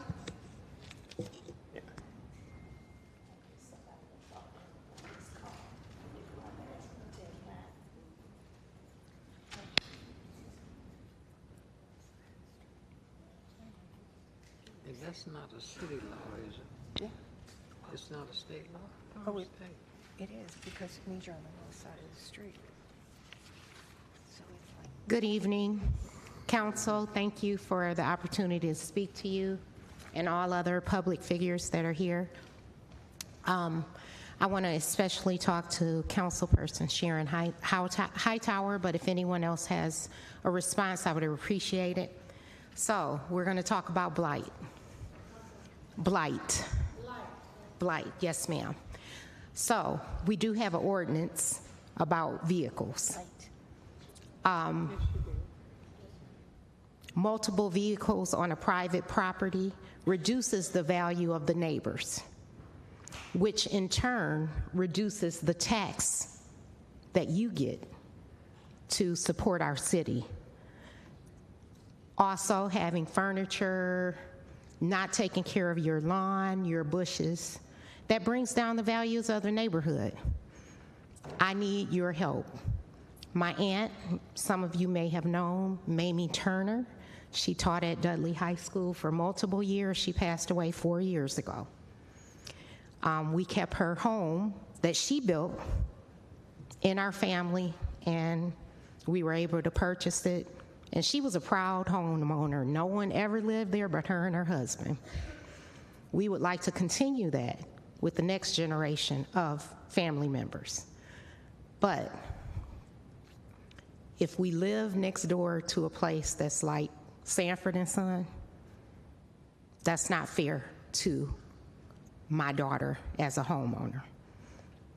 I helped her purchase the home as a gift to her because we didn't want it to go to other family members. We wanted it to stay in our family. It's a nice starter home for a young lady. So I am asking the council, I did read your code of conduct on nuisance and abandoned vehicles, but I do think an ordinance needs to be put in place or a resolution to increase the detail on it. It does say if they don't have registered tags, I guess if they won't start, it's not only something that causes a problem as far as the way your home looks, but let's talk about the environmental problems it can cause, okay? They have gasoline in them, they have oil in them, they have antifreeze, they have all kind of fluids. If they are not operable, they can leak into the ground. What if you want to start a garden? Are we allowing people, you know, our residents to be poisoned because it's not wanting to be addressed? I'm asking for your help, and Ms. Hightower, as the representative, I would like to see if you could do a resolution, please. Well, we actually do have ordinances that I know, address it just all didn't of that. detail a lot. Well, it addresses all of that. We don't do front yard parking. One of the reasons we don't do front yard parking is for that very reason. It can leak into the ground. It's next to a house. It could catch a fire. It's combustible. They're dangerous. You can't park an unlicensed car, untagged car on the street.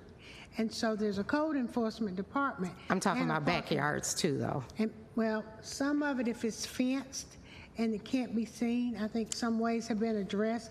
But there are some things that we can do. I don't know who all you've talked to, but let's talk about it. And Okay, let's I appreciate it. Let's get together and talk about that. I did leave something at the clerk. I think that's the clerk up there with the photos for you to see. Okay, and your contact Yes. information. Okay. Thank you for your time. So- And I also would like to say greetings to everybody from Flint, Michigan. Eric Mays just recently passed away, if you guys know. He was not my council person, but he was a great council person, Right. if you have heard of him. And you guys do a good job. It's no fighting and arguing in here. I'm not used to that. You came on a good night. Is that what it is? So you might want to write that down. It's very professional. Well, And consider that to be a point of order. He would call him out so bad it was even funny. please make sure I get her information and give her my number if you want to. I'll call her tomorrow. Our next speaker is Brianna Vines. I'm sorry if I pronounced that incorrectly. And then the last two speakers that I have signed up are Miles Matthews and Brenda Burton. If you're here to speak and I have not called your name, please speak to the clerk. Good evening, Council. I am Rihanna Vines. I am a third-year journalism and mass communication student at North Carolina A&T. Beyond a student, I am an active student leader on my campus, serving as a resident assistant and after-school programming director for K-6 students in the Ray Warren Homes community, and one of my proudest accomplishments, the founder and president of a student organization. The name of this organization is Humans First. I co-founded Humans First to foster better relations between the student body and our university police department. For over 2 years, I have not only had personal growth in my mindset about police officers and their struggles and desires to protect and serve their communities, I have also witnessed the relations between students and officers, from safer homecoming and Aggie Fest celebrations and more transparent communications from UPD. For instance, last GHO was the first time in 4 years that there was no UPD reports of gun violence or sexual assault reports. I first wanted to commend the A&T community for the growth I'm seeing, and this leads me to a call of action from my council so that we can be safer and foster better relations with officers beyond the gates of A&T. This past Friday, while celebrating Aggie Fest in Greensboro, there were multiple students ran over by an unidentified driver in Greensboro. The host of this event later released that they had paid GPD to secure this event, that GPD had agreed to show up, and unfortunately they did not show up as agreed. My concern as a student lies in the students injured who were just like me, trying to enjoy what had been an almost safe Aggie Fest. It is my hope that they all have a speedy recovery.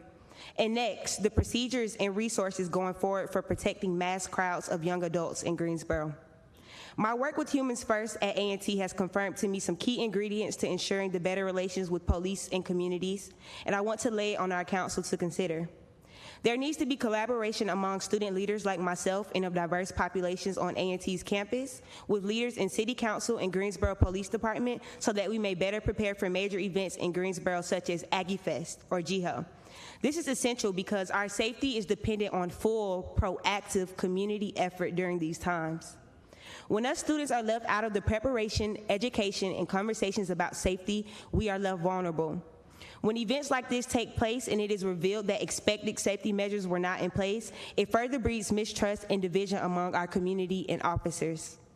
It is my hope that my colleagues and I present here tonight spark the necessary actions and conversations needed to begin paving a more efficient way to protecting our students, holding each other accountable, and fostering better community. And I also wanted to pose the question to our council on, are there already any efforts or councils or committees in place that fosters this type of environment where students or young adults are in collaboration with police departments, in collaboration with our council on a regular basis so that we can prepare for situations where it's inevitably going to be large crowds because of celebration and because of the 13,000 people that attend A&T. Well, we have collaboration. I'm not sure students are involved, but what a great idea. Mr. Davis, would you give her whatever your information you can give her and your phone number so you all can continue to talk about perhaps building this component in? Yes, ma'am. Well, you know, a few years ago, we did a college commission, if you remember. And I keep bringing it up from time to time again, where college students are on this commission. So I think we really need to be serious about regenerating these efforts, because it was not A&T, it was not only A&T, UNCG, as well, Gifford College, because you're right. We have a lot of college students in this town, and that's always been the dilemma. How do we interact? How do we keep you all here once you all graduate? And how you become, you know, active members in this city. So, you know, let's make sure we connect with her, and then I think we need to get serious about putting that together again. Thank you, and I agree wholeheartedly. Like I said, I know firsthand what happens when we are added in the conversation is proactive and not reactionary. When it's reactionary, we continue to have to come to spaces like these, and everyone doesn't know how the political system may work, and it's not efficient. Yeah. So definitely proactivity is most important. Thank you so much. You're right. Thank you. Thank you.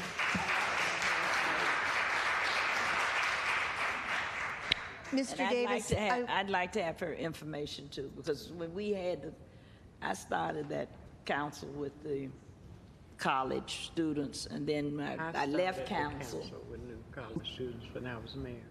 When you were mayor? Yes. Well, I was you on your right council. There with me. Yeah. And then I know Jamal, really. But then I went off the council. Yes. But yeah, we started it, you know, when she was See, we do fight. Yeah. See, so where's that lady? To get it going again. But I think we need to do that too. But you always Mr. Davis, I would like you to follow up with us on the concerns that she had on the lack of GPD Friday night and the promoter or owners, whatever their allegations were, if you could follow up, please. Yes, I definitely will, and I'm eager to have the conversation with you. Do. I really do appreciate it, because I think accuracy of information, whether it's GPD being present, the sources of our information need to be accurate, as well as us being involved to make sure that whether they're students or young people or people visiting. I know this weekend there was very unfortunate injuries to some folks that may have been visiting here. So getting ahead of that and educating people on the right places to be and the right circumstances to be in is really important. So yes, ma'am. Yes.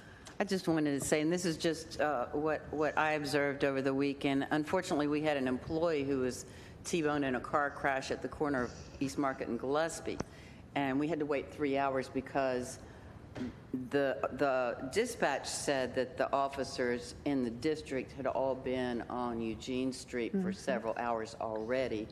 And so I'm not sure where the breakdown is that they weren't around, because, you know, we want to make sure every student and every person is safe. So we had to wait a long time, and that was okay. The person ended up being okay. But you know, I do know that they had been there for a long time, a lot of the officers. They were there for traffic control too, because it was spill out into the whole street. And you know, I know young people want to have a good time, but they've got to also know they've got to keep themselves safe. And you can't go in every space either.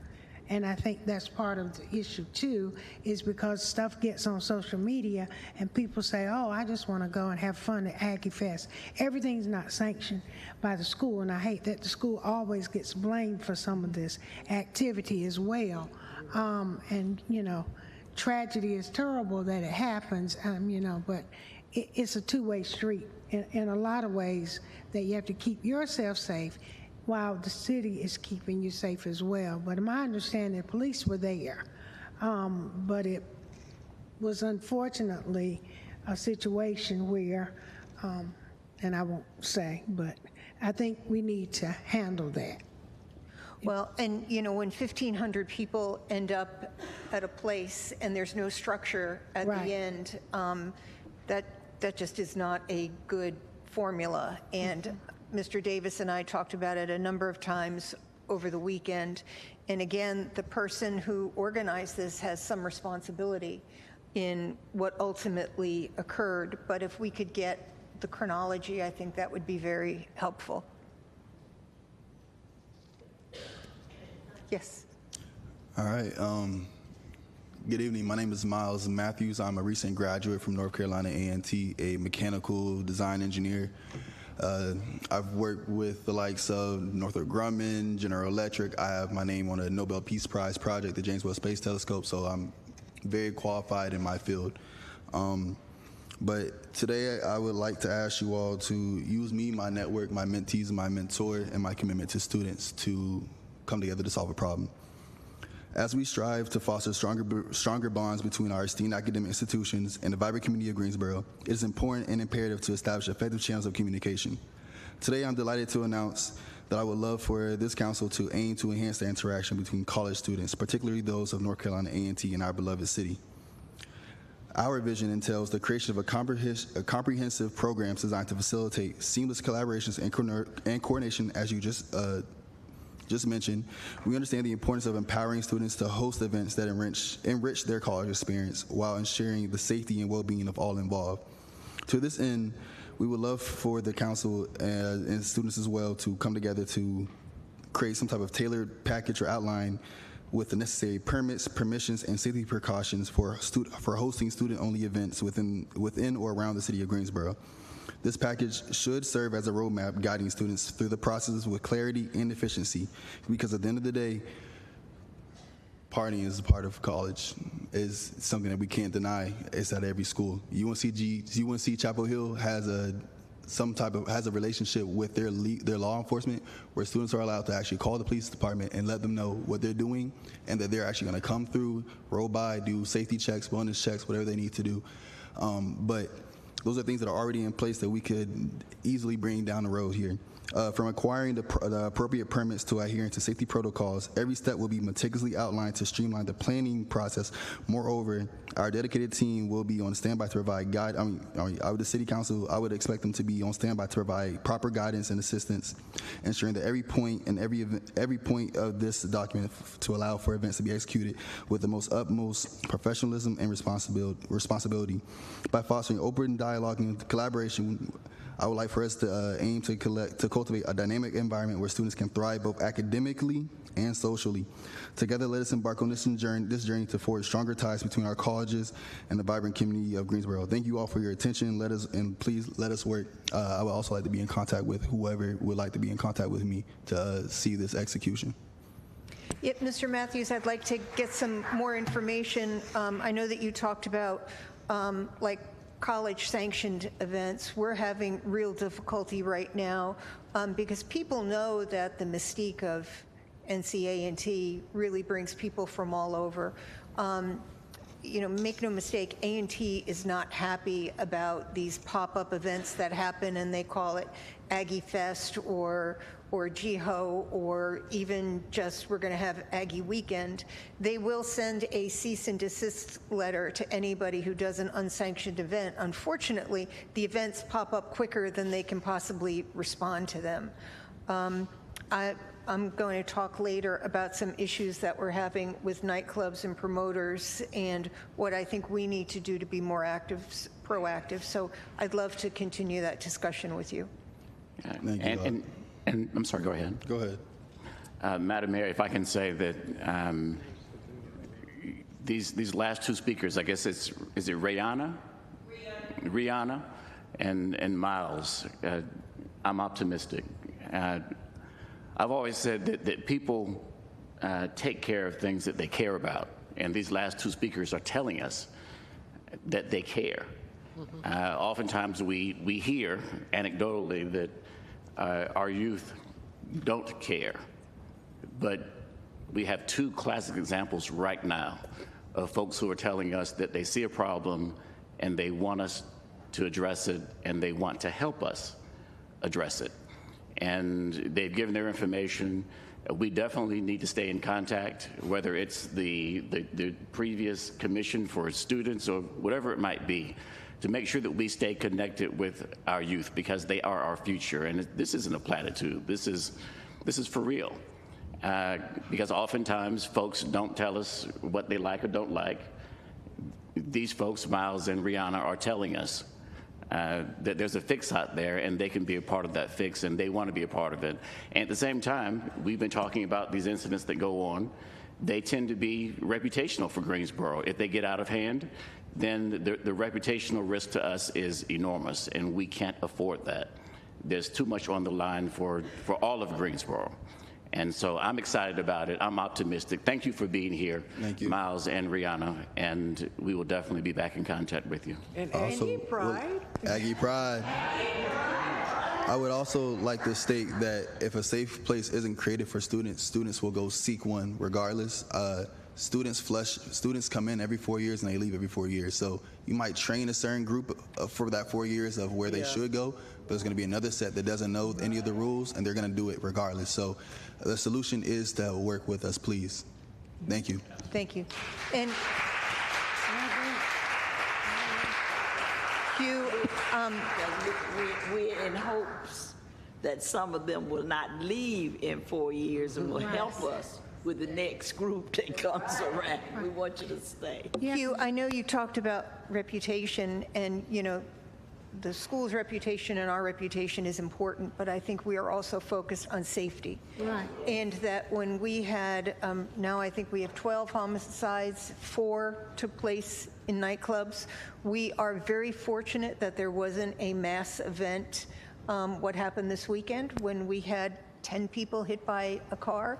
I mean, reputation, yeah, that's important, but safety, that is really what is key. Well, and I agree. When I said reputational, it's all encompassing. I know that it may seem as if it was shallow. It wasn't shallow at all.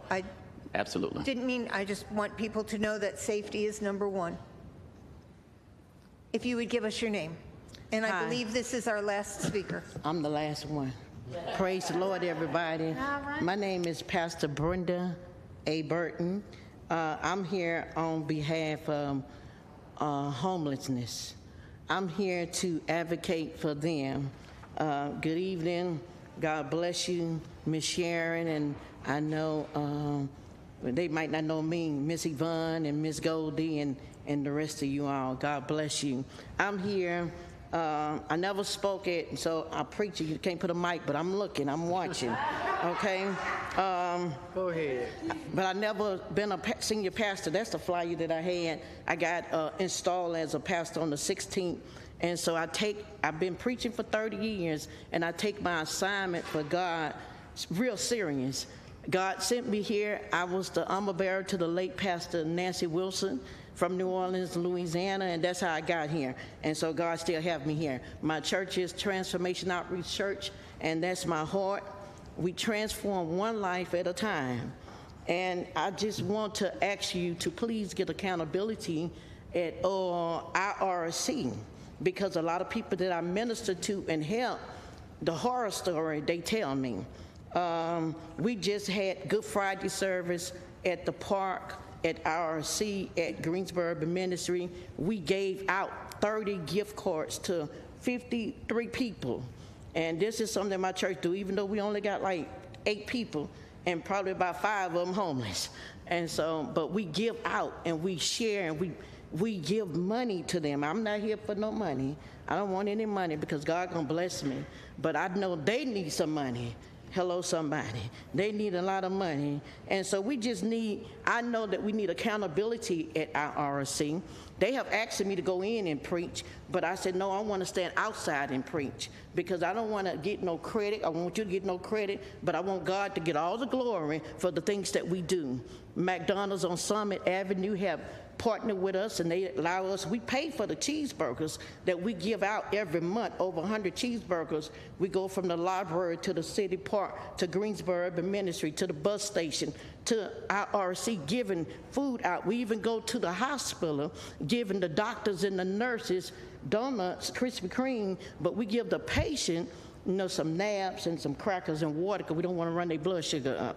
And so I'm here to say that if we could please get some accountability at IRC, if we could please deal with, if we could just get the health department to go over to IRC just to inspect that place where they house the people. I'm grateful that they open, but you know, I do have a problem with that they're allowing the people to stand outside. They're allowing the people to stand outside when it's 30-degree weather. That's not good. And what is going on with the pallet people? We used to go over to the pallet house and we would take food. We would, the McDonald's, we would cook and take food to the pallet house. But they say the pallet house they got places to stay. Hold on. One person here. All right. Do you have a place to stay? He don't have a place to stay. I want to make sure, Gary, I want to make sure to get her information, please. If you'll give your information. You can stop the buzzer. I would greatly appreciate it. Okay, because we're about helping people, that's all. Thank we're you. about helping people. Thank you. Thank you. And can I please say this one thing? We are transforming one life at a time. The person that we minister to, that we gave the $30 gift card to over there at the city park on Sunday, we took him, he called me the other day and said, Pastor Burton, please help me. I'm over here doing drugs right now. Help me. So what we did, we picked him up. We took him to the hospital, and he's at the hospital now. So we transforming one life at a time. Thank you. Thank you.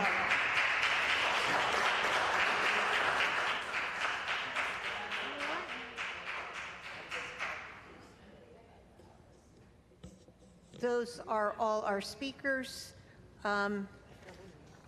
We will now move on to the consent agenda.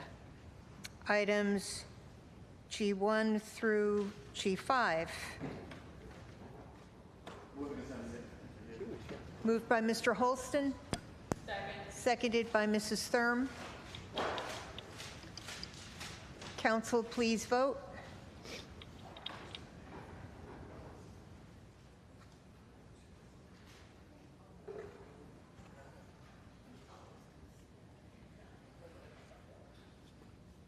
Everybody voted. And that passes 9-0. We do not have any public hearings or general business items, so if we could go ahead and do boards and commissions. I do want to, on the GC Jack, I would like to appoint Kevin Lightsey to the executive board. He is already on GC Jack. He just needs to be appointed to the executive board. Moved by Mr. Holston, seconded by Mrs. Boozawaiter. All in favor, say aye. Aye. Opposed? That passes unanimously.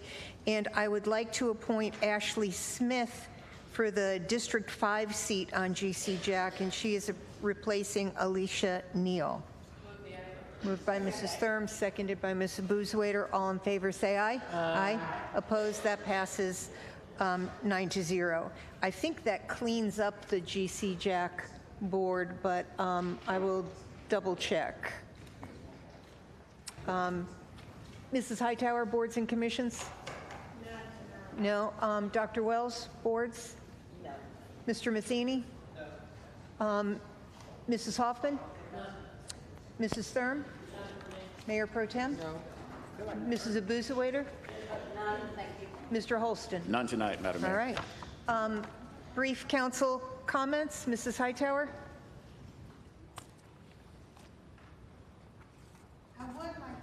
I would like to ask staff, where is the pay equity study?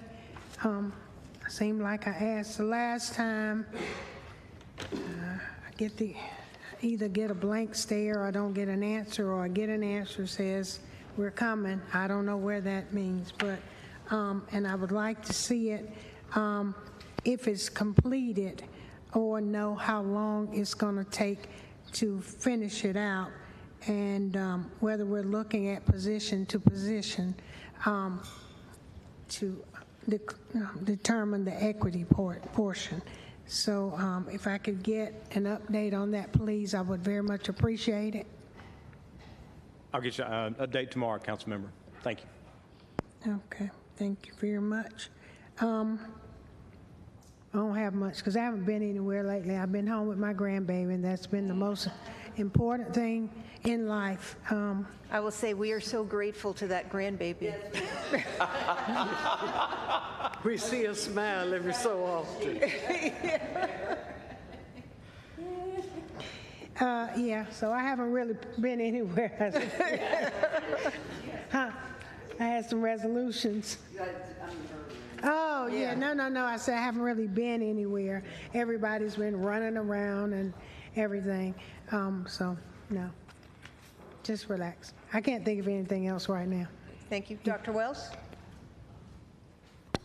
I listened to the comments tonight, and the concern that was brought up about the littering and how our neighborhoods look. I've been really, really concerned about that. I met with someone this morning, and that's the concern that we have, that people don't seem to keep their property up next door to somebody who's trying to do it well.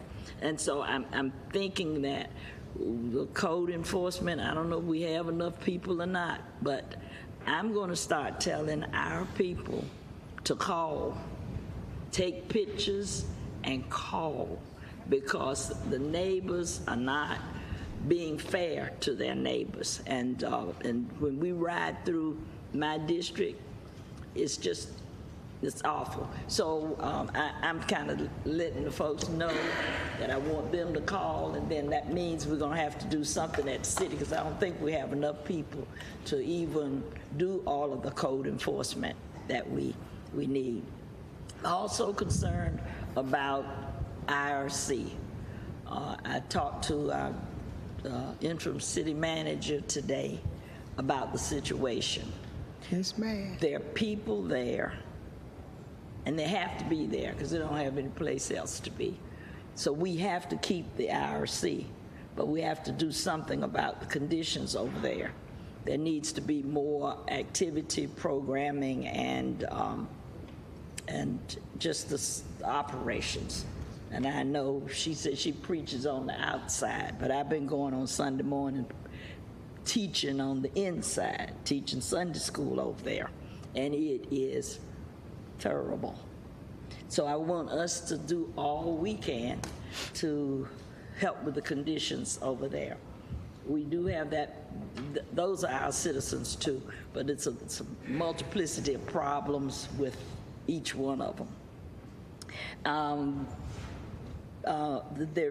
I want the people in District 1 and District 2 not to get upset about the article that they read in the paper about the remediation of the Bingham Park. So people are getting upset in my district saying they don't want you bringing stuff from the toxic things from one place over and put them in the White Street landfill. I think that, and I know we are planning a meeting so that all of the stakeholders can hear all of the facts. So don't get excited and start talking negatively about what is going to happen. We have not made any decisions, and you will have input in the decision, but we're going to listen to everybody. That meeting is scheduled for the 8th, isn't it? No, scheduled for the 9th. August 9th is the stakeholder. What did I say? August? April. The 2 A's. But April 9th is the one for the stakeholder meeting, and so I will definitely piggyback on that with Goldie. And that will be an online Zoom meeting so that people will be able to participate. With that, NCDEQ will be on the call from Raleigh so people can really understand. Currently, you're living in a city right now with contamination in a pre-regulatory landfill. It's not lined, it's not protected. So it's really exposed in the community. And the shift to White Street will now protect neighborhoods and community. And trust me, we have done our due diligence. We have studied this thing up one side and down the other because we know that's a concern for people. But I'm with Goldie, and we don't want hysteria to take over on something that we need to right a wrong that has occurred here. The next, I think, engagement will be at your town hall, Goldie, I guess. You're going to do that. And then I will have a town hall tentatively for April 30th as well. And we'll be, April 30th. April 30th, the 30th, April 30th. The 30th. 30th, yeah. 30th, 30. The 3rd's tomorrow, which is Skyland's four-month birthday. So that will where we'll continue to talk around Bingham Park to engage both communities and anyone in the city, because we really want people to understand what is really here.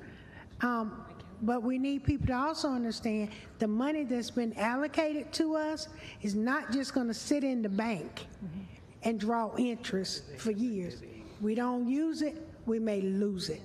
And I think that's something that I think people really need to hear and understand. So sorry, Goldie, but thank you for Yes, so just don't start negatively talking about something when we don't have all the facts. That's what I want you to do. And then the League of Women Voters will have their education roundtable on the 16th, and it will be at Penn Griffin, and there will be a performance of the students there. Where's Penn Griffin? Over at High Point. Oh, okay. Yeah, it's part of the Guilford County school system. But that's the School of Performing Arts, and the students will do a captivating performance. Okay. It's going to be from 12 until 1:30 on the 16th. So invite you to be a part of that. On the 17th, we're planning to have the District 2 Town Hall. And it's going to be the Town Hall, the 3 R's. The 3 R's for District 2. Review, revisit, and revise. So one all District 2, and it's going to be over at Bennett College. I'm not reading, writing, arithmetic. 3 R's. Is that all, Dr. Wells? That's it. Mr. Matheny? Thank you, Madam Mayor. I want to add on my concerns with the IRC and the management and what I'm hearing. The activity that they're around there, Mr. Marsh, Philip Marsh comes down a lot and talks about it, but it's beyond what even Mr. Marsh is talking about. We have some serious issues at the IRC right now, and they're not just at night. I saw Mr. Davis's email today. There's some serious issues, and I think the lady is correct in the fact of some visits need to be made and some healthcare visits need to be made there. April 30th. I want to follow up on that Bingham Park, but that's William's birthday. My son will be 14, not 4 months. It's also the Fred Barricat Sports Dinner. That's why I haven't responded yet. Okay. Ms. Harris, who came up earlier, made reference to this. She said if her mom was at church the day I went a couple weeks ago, that I would have gotten a big hug. You would have. The church I went to was Providence Baptist, and just kind of in an effort to kind of, spread out of my little area that I go from my house to downtown, I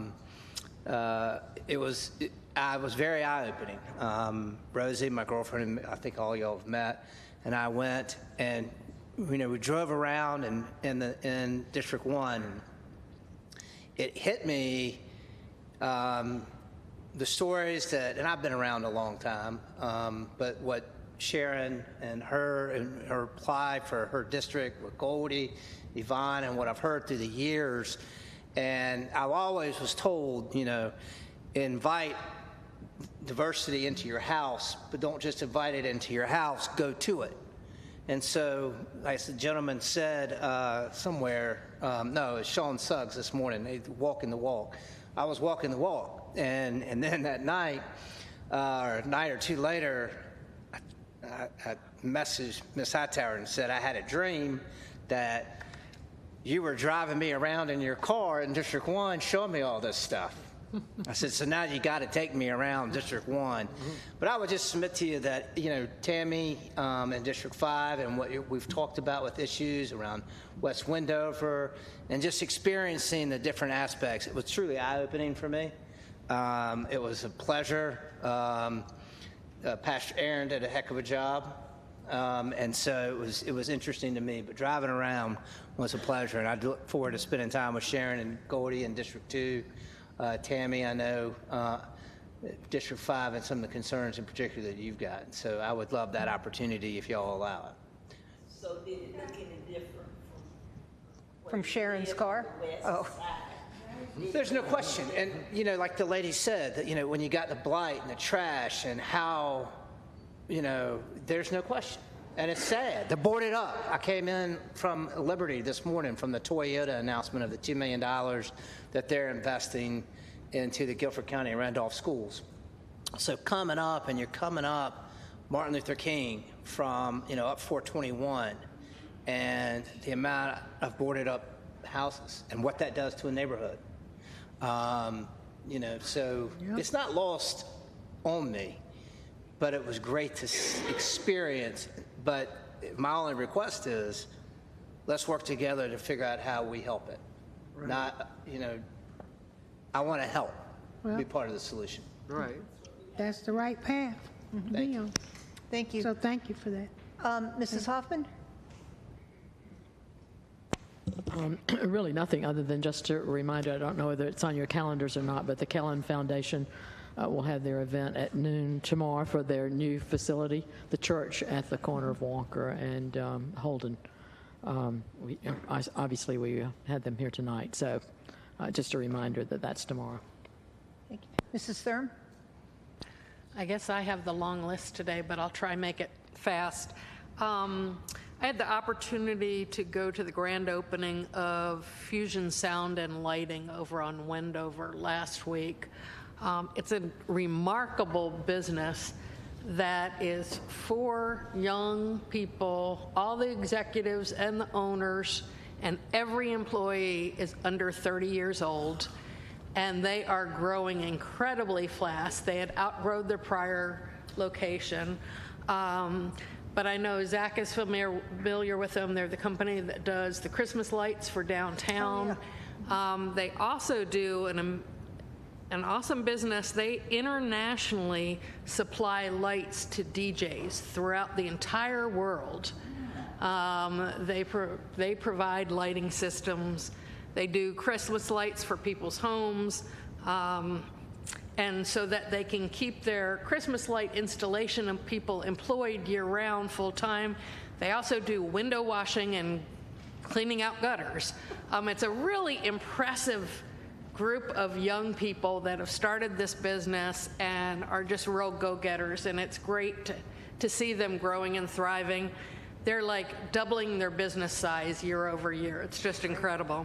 So I actually went to, there was a holiday party, and they had done the decorations and music and so forth, and the lights for this at this private home for the party. They do an amazing job. They also provide DJs all over the state with their lighting systems.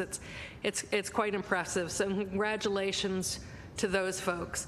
I also want to congratulate the Transgender Task Force, who held their Trans Day of Visibility and their event Sunday evening. We had a great cross-section of people that attended online, including Sheriff Danny Rogers. We were pleased that he attended that really good event with some very deep, thought-provoking conversation. So thank you to that group.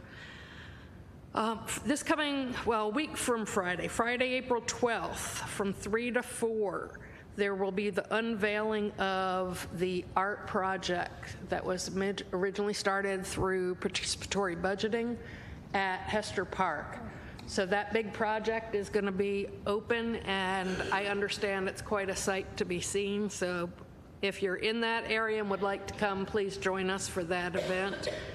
I also wanted to congratulate, lastly, the new civilian traffic officers that are traffic investigators that are working with GPD. They are starting their training, and before long, they'll be out on the streets. And I look forward to working with them, and very excited to have that program getting off the ground. And that's it for me. Thank you. Thank you. Mayor Pro Tem? I enjoyed watching young people find Easter eggs. And they are the little ones are so mobile, they can climb on the bushes and everything. So if you have a little one, they can do 10 times more than what you think they can do. And I'm glad that it was a great holiday for them. I'd like to give condolences to the Cone family. Benjamin Cone died, and Betty Cone has been such a marvelous citizen of Greensboro, working hard on the Carolina Theater when it was needed renovation and so forth, and Fun Forth, and a number of things. So my condolences and prayers for the Cone family.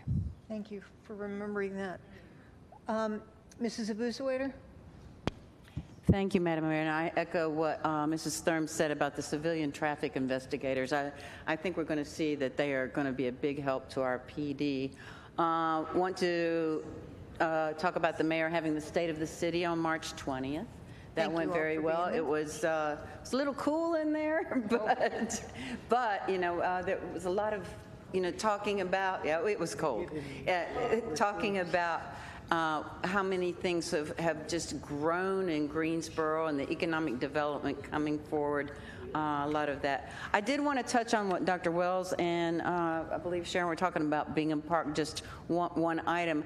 I think we all remember when Nealtown Road was built, and that it had been on top of an old incinerator, right, and that dirt was taken over to the White Street landfill. So I concur with you and Mayor Pro Tem and Sharon that, let's hear all the facts first and see what's going to happen. Unfortunately, I have to miss the Kellen Foundation tomorrow. I'm at PTRC in Kernersville. Toyota announcement this morning, Mr. Matheny was there. We represented you all, and it was very exciting. They've given $2 million. I believe it's going to be $1 million for Randolph County and $1 million for Guilford County. Don't quote me on that, but I think that's right. And that will be helping children in STEM and learning more about STEM, and so that they can move on up to production and things that our economic development partners will need. And Mayor Pro Tem's grandson was there showing a lot of the children how to use woodworking and STEM qualities and things like that. So it was great. 3D printers, things like that. I was able to attend because I'm recently on the board of Confident Girls Rising. Officer Aslan has started this group. The Greensboro Women's Club, Fire Department, Police Department, and 2 women-owned businesses. We were all there to teach young ladies about how to set goals. These were middle school students, and they were so interested on how to set goals. What have you done in the past? What was your goal? What have you done now? What is that goal? And what are you going to do in the future? And these young ladies are smart. I hope to see many of them go to universities in Greensboro and stay in Greensboro. Arbor Day at Washington Montessori School, that brought back a lot of memories. My children went to Washington Elementary School, Lincoln Middle School, and then Dudley. So the Arbor Day was where all of the children were able to plant trees that had been donated. And I want to commend the Community Sustainability and Resiliency Office and the Commission, because many of them were there. Parks and Rec was there. A lot of different departments were there. I probably forget all of them, so I just wanted to say that that was a great morning. I wanted to touch briefly on what you were talking about, Mr. Matheny. The problems we've seen in East Greensboro, we've got some great things going on, like the Windsor Chavis NOCO facility is going to go up, a lot of Gateway Gardens, a lot of good things, the School of Nanotechnology, but since I've been in East Greensboro for 40 years with businesses and my children going to school there, these problems have not changed. They're the same. We can drive down there, we drive it every day and drive back into the neighborhoods because we know a lot of people in the neighborhoods, and it's, it's something that you're right, we all need to work together to try to remedy, and who better to tell us than the community and the representatives that represent the community. Well, Mary Kay, I will say this. Until the mindset changes, right, things are going to change. You're right. And we've got to get out of that mindset. Yeah. Because we should not be 2 cities in 1 city. Anyway. No, we shouldn't. We should not look different. And the mindset, that we shouldn't get what the other side has, it's wrong to think that way. It is. So that has to change. And, that's the frustrating piece of it. So I'm not going to belabor So I didn't mean to interrupt. I agree. you, No, but you're fine. You're fine. Because I remember to say that. back in 2007 or 8, we were working on the White Street landfill, keeping it closed. So I drove up to the store, and some kids were there. And I said, what do you all want to see in your area? What do you want to see in Greensboro? And the kids were saying, we want a movie theater. We want a McDonald's like everybody else has. We want all of this. And now I and a few other council members, we took it upon ourselves to call the McDonald's, call the movie theaters, and their business models say that there's no money in East Greensboro, but that's not true. That is not true. So I'm going to get off that soapbox, but I certainly understand, and I've seen it for years and years and years. I think my last thing was, at the Sudan House, let's see, Smita Sakar, who's working with the police department and the international communities, brought together the mayor, me, several of the community leaders, Deputy Chief Martis, Mary Nero, the victims advocate, officers Alvarez and Abdul Salam. And they talked to us about crime because they have had several people in their community hit with violent acts and murders. So they talked to them, and they so respect our police department so much, and they want to collaborate, and let's all work together, as we were talking with the students, as we've been talking to everyone else, to try to work together to try to solve some of this. So that's all I had, Mayor. Thank you. Mr. Holston? I talk more than Sharon. Thank you, Madam Mayor. Uh-oh. It's not a competition note, is it? Uh-oh.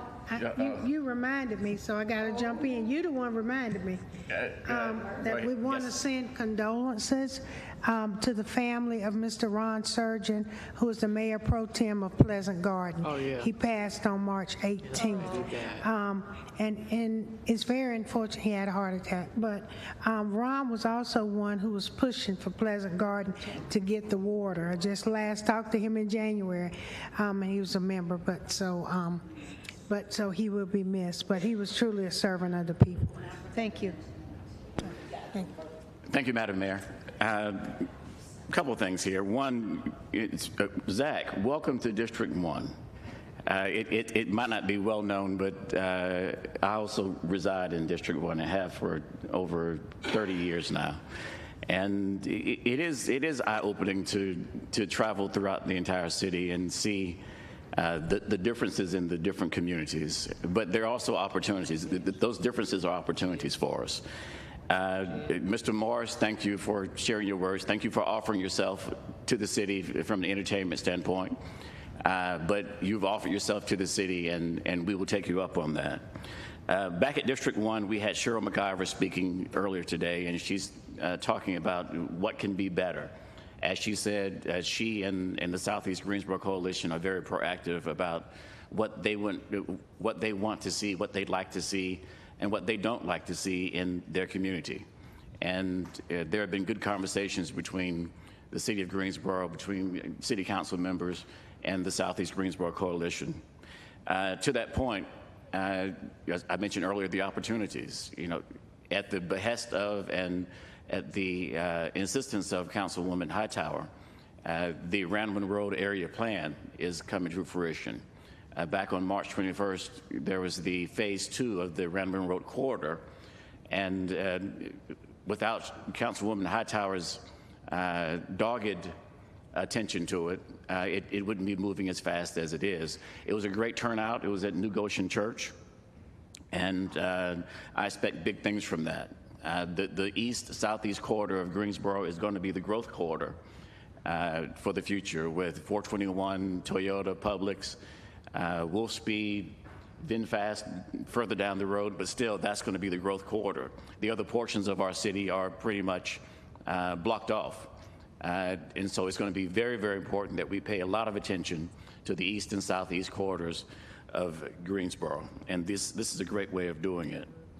I do echo the thoughts about the IRC, with them expanding their hours, 24 hours on the weekends, and then just closing another, 3.5 hours on Monday through Friday, from 3:30 to 6 or 3 to 6:30 is when they're closed now. It has drawn a lot of attention, a lot of activity is there, and we need to make sure that as a part of our community that it is as effective and as safe as is possible. Of course, that's going to mean potentially resources, and that's of all kinds, whether it's activities, whether it's funding, whether it's security. Those things will have to be discussed, not necessarily funded solely by the City of Greensboro, but those things will have to be discussed so that those folks who are using the services at the RSC, the RSC is making a difference. Next, I'll say that in our community, we had someone speaking tonight from Refugee Outreach on Bessemer. I will tell you that there's another outreach, another food giveaway organization, the W.D. Muhammad Islamic Center, has been doing a great job over the past years with their food giveaways and their resource events. I know that coming up on June 22nd, they have their annual Day of Dignity, and they're looking to partner. They're looking to partner with other organizations in the community to help spread the wealth, spread the distribution of the blessings that they have. So I will tell you that if you are looking to partner with an organization that is very, very active and has substantial resources when it comes to food giveaways, please reach out to the W.D. Muhammad Islamic Center. And then I'll end with condolences to the family of Gary Woodard. Gary was a entertainment legend here in Greensboro. Many of you all know him or have heard him, whether you have known him or not. Recently became ill and passed. And so condolences to the family of Gary Woodard. Thank you, Madam Mayor. Thank you. Thank you, and I'll close this out. I did want to circle back and talk a little bit about the nightclub safety. I know that we've all been very concerned about the recent homicides. A few years ago, we tried to tackle this, and we got a lot of pushback from the community, got some pushback from council. Regretfully, as the pandemic has subsided and people have decided to go back out, we are seeing exactly what, quite frankly, that Chief James was afraid was going to happen and that I was afraid was going to happen. We see that it's come to reality. I'm grateful that the Office of Community Safety arranged a meeting for some promoters. I was able to attend that. Dr. Spencer attended it. We talked to some promoters on safest ways to do business. I think in the end we're going to have to look at some sort of a promoters ordinance and a nightclub ordinance. Do two things, two separate rungs. We do hear a lot about promoters that come into town. They make their money and they leave us with the wreckage. So I think, as long as that we are all committed that safety is the number one goal on both of these ordinances, I think we're going to be able to move forward. One thing that I find very gratifying is that the promoters and some of the nightclub owners really want to be at the table right now because they see that this is going to happen, so they want to be part of the solution. So we're telling people, if you're going to come to these meetings, come with solutions, don't come with gripes, don't tell us why it's not going to work, come with a solution so we can find a way to move forward. So I hope in the next couple of months we will have some community meetings. I'm sure that you will all want to be involved, and we'll make sure that that occurs, because we do have to make sure that people are safe when they go out, and that sometimes I feel like people are just more interested in making a quick buck than they are in protecting the people they're making the money off of. Winston-Salem, their bar owners actually got together, and they have the Winston-Salem Bar Owners Alliance, and that is in conjunction with the City of Winston-Salem, the Winston-Salem Police Department, the Sheriff's Department, and one other entity, and they have a list of rules that they want their patrons to abide by. And if they kick somebody out, or if they tell somebody they can't get in, they've actually got a listserv or some way of communicating to other bars within the ordinance, so that person ends up not only being kicked out of that particular bar, but the whole council. And what they do are the people who are part of this council actually have like a window cling that they put up, and it says Winston-Salem Bar Owners Council. So people know when they're going in if they're part of this council, which I think really shows that they are focused on safety. We ran that by a few people in the nightclub industry, and it was something that they were interested in. So and it was also Tiffany from the North Carolina Bar Association. She has a bar in Winston, and they started that there. So I called Tiffany because she was against these ordinances when we first started talking about them. And they are coming up with creative ways, and they said, yes, that this is something that we absolutely need to move forward on. So we see a lot of people who were against it are now rethinking that. And so I hope that it's something we're going to be able to move on in the next couple of months, because the longer we wait, the more dangerous it gets. And the other thing that I would encourage people, I want to say thank you to staff for the resolution in the Secrets Cabaret. Trey, I know you worked on that. Andrea has just absolutely gone after that for years. There are a bunch of other organizations that she's working with. There was a story in the News and Record that said that the city filed a nuisance abatement, I think, in February. But what that story didn't say was that they actually started building the case back in 2017. This isn't something that where you can have an event and then you go file it and they get closed. This takes years and years. So if people watching are asking, like, what can I do? What can I do for help? You can do two things. You can write to your legislators and tell them that they need to make it easier on municipalities to take a stand when we have an unsafe business. Because we can only do what the law allows us to do. And I would encourage people to actually write to the North Carolina ABC Commission, because in the end, they are the people that have the most power, because they can pull the ABC permits. That is, you know, when our safety review team goes in, they do all that they can do, and that's to make sure that the building is up to code and it's safe. But beyond that, the City of Greensboro does not have the power to close a bar even after 2 homicides. That bar can open up the next weekend. And it did. So if we want people's help, we need your help. Reach out to your legislators, tell them this is not okay, and reach out to North Carolina ABC Commission and make it so we don't have to wait 5 years. We don't have to wait and count bodies before we close a place. So that is my plea to the people of Greensboro. The people who wonder how come we don't close places, that's why we can't close places. So I'm hoping that people will get involved, and I will make sure that we continue to stay involved. And that's all I have. Mr. City Manager? I forgot 2 things. You forgot 2 things? I got 2 things. Okay. A bright star in District 2 last Wednesday, I think it was. Sharon and I went to the opening of the Merck Biochemical Training Center. Oh, wow. And it's at the gate. It was actually a woman. Whenever it was. She says. Oh, it was, yeah. It was in your district, but we went to it, and that's a bright star for A&T, because it's at the Gateway. Oh, great.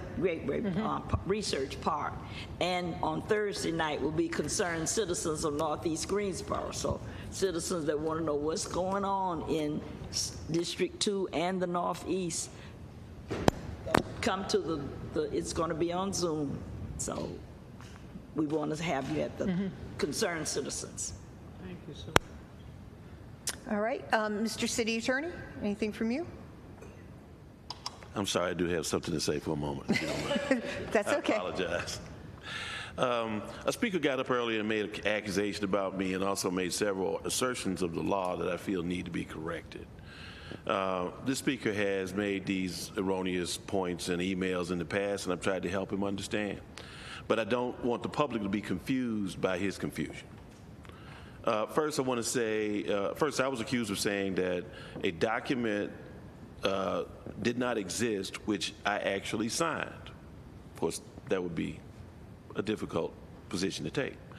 I actually said that the document did not exist in my office. There was a PERT request that was getting made for a specific document, which never arrived in my office at any point, which I did sign, but did not have a copy of. I've made that point to him on multiple occasions. He doesn't seem to be willing to hear that. I have an email that we just reviewed that shows where I did explain that to him. And he did file a lawsuit. It was not meritorious, and it was dismissed. He did not receive that document pursuant to that lawsuit. Now, he may have received that document. I hope he did, but it didn't come from me. Second, the speaker made several comments about DGI that he brought up before in these various emails. So let me just clarify. DGI is not a representative organization. It doesn't represent citizens, okay, in any respect, okay? It is a North Carolina nonprofit corporate entity that has a CEO, we're familiar with, who is their primary agent, leader, and a board that oversees him and his team. That entity is contracted with the city to provide services to a municipal service district. But DGI is not that district. It's not a MSD, okay, not at all. It's not a district at all. Property owners in the business improvement district known as downtown Greensboro pay tax that does fund the contract under which DGI is contracted.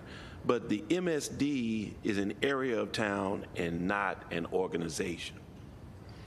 Finally, DGI, as I described legally above, is not subject to the open meeting nor public record laws. Those apply to governmental entities and quasi-governmental entities, neither of which counts a public nonprofit corporation. I would also add that another speaker said that I had all the answers for the city manager. I got no idea what they're talking about. Who the new city manager is? Yeah, I mean, I'm not hiding anything from y'all. I know we haven't had any conversations. I don't know what they even.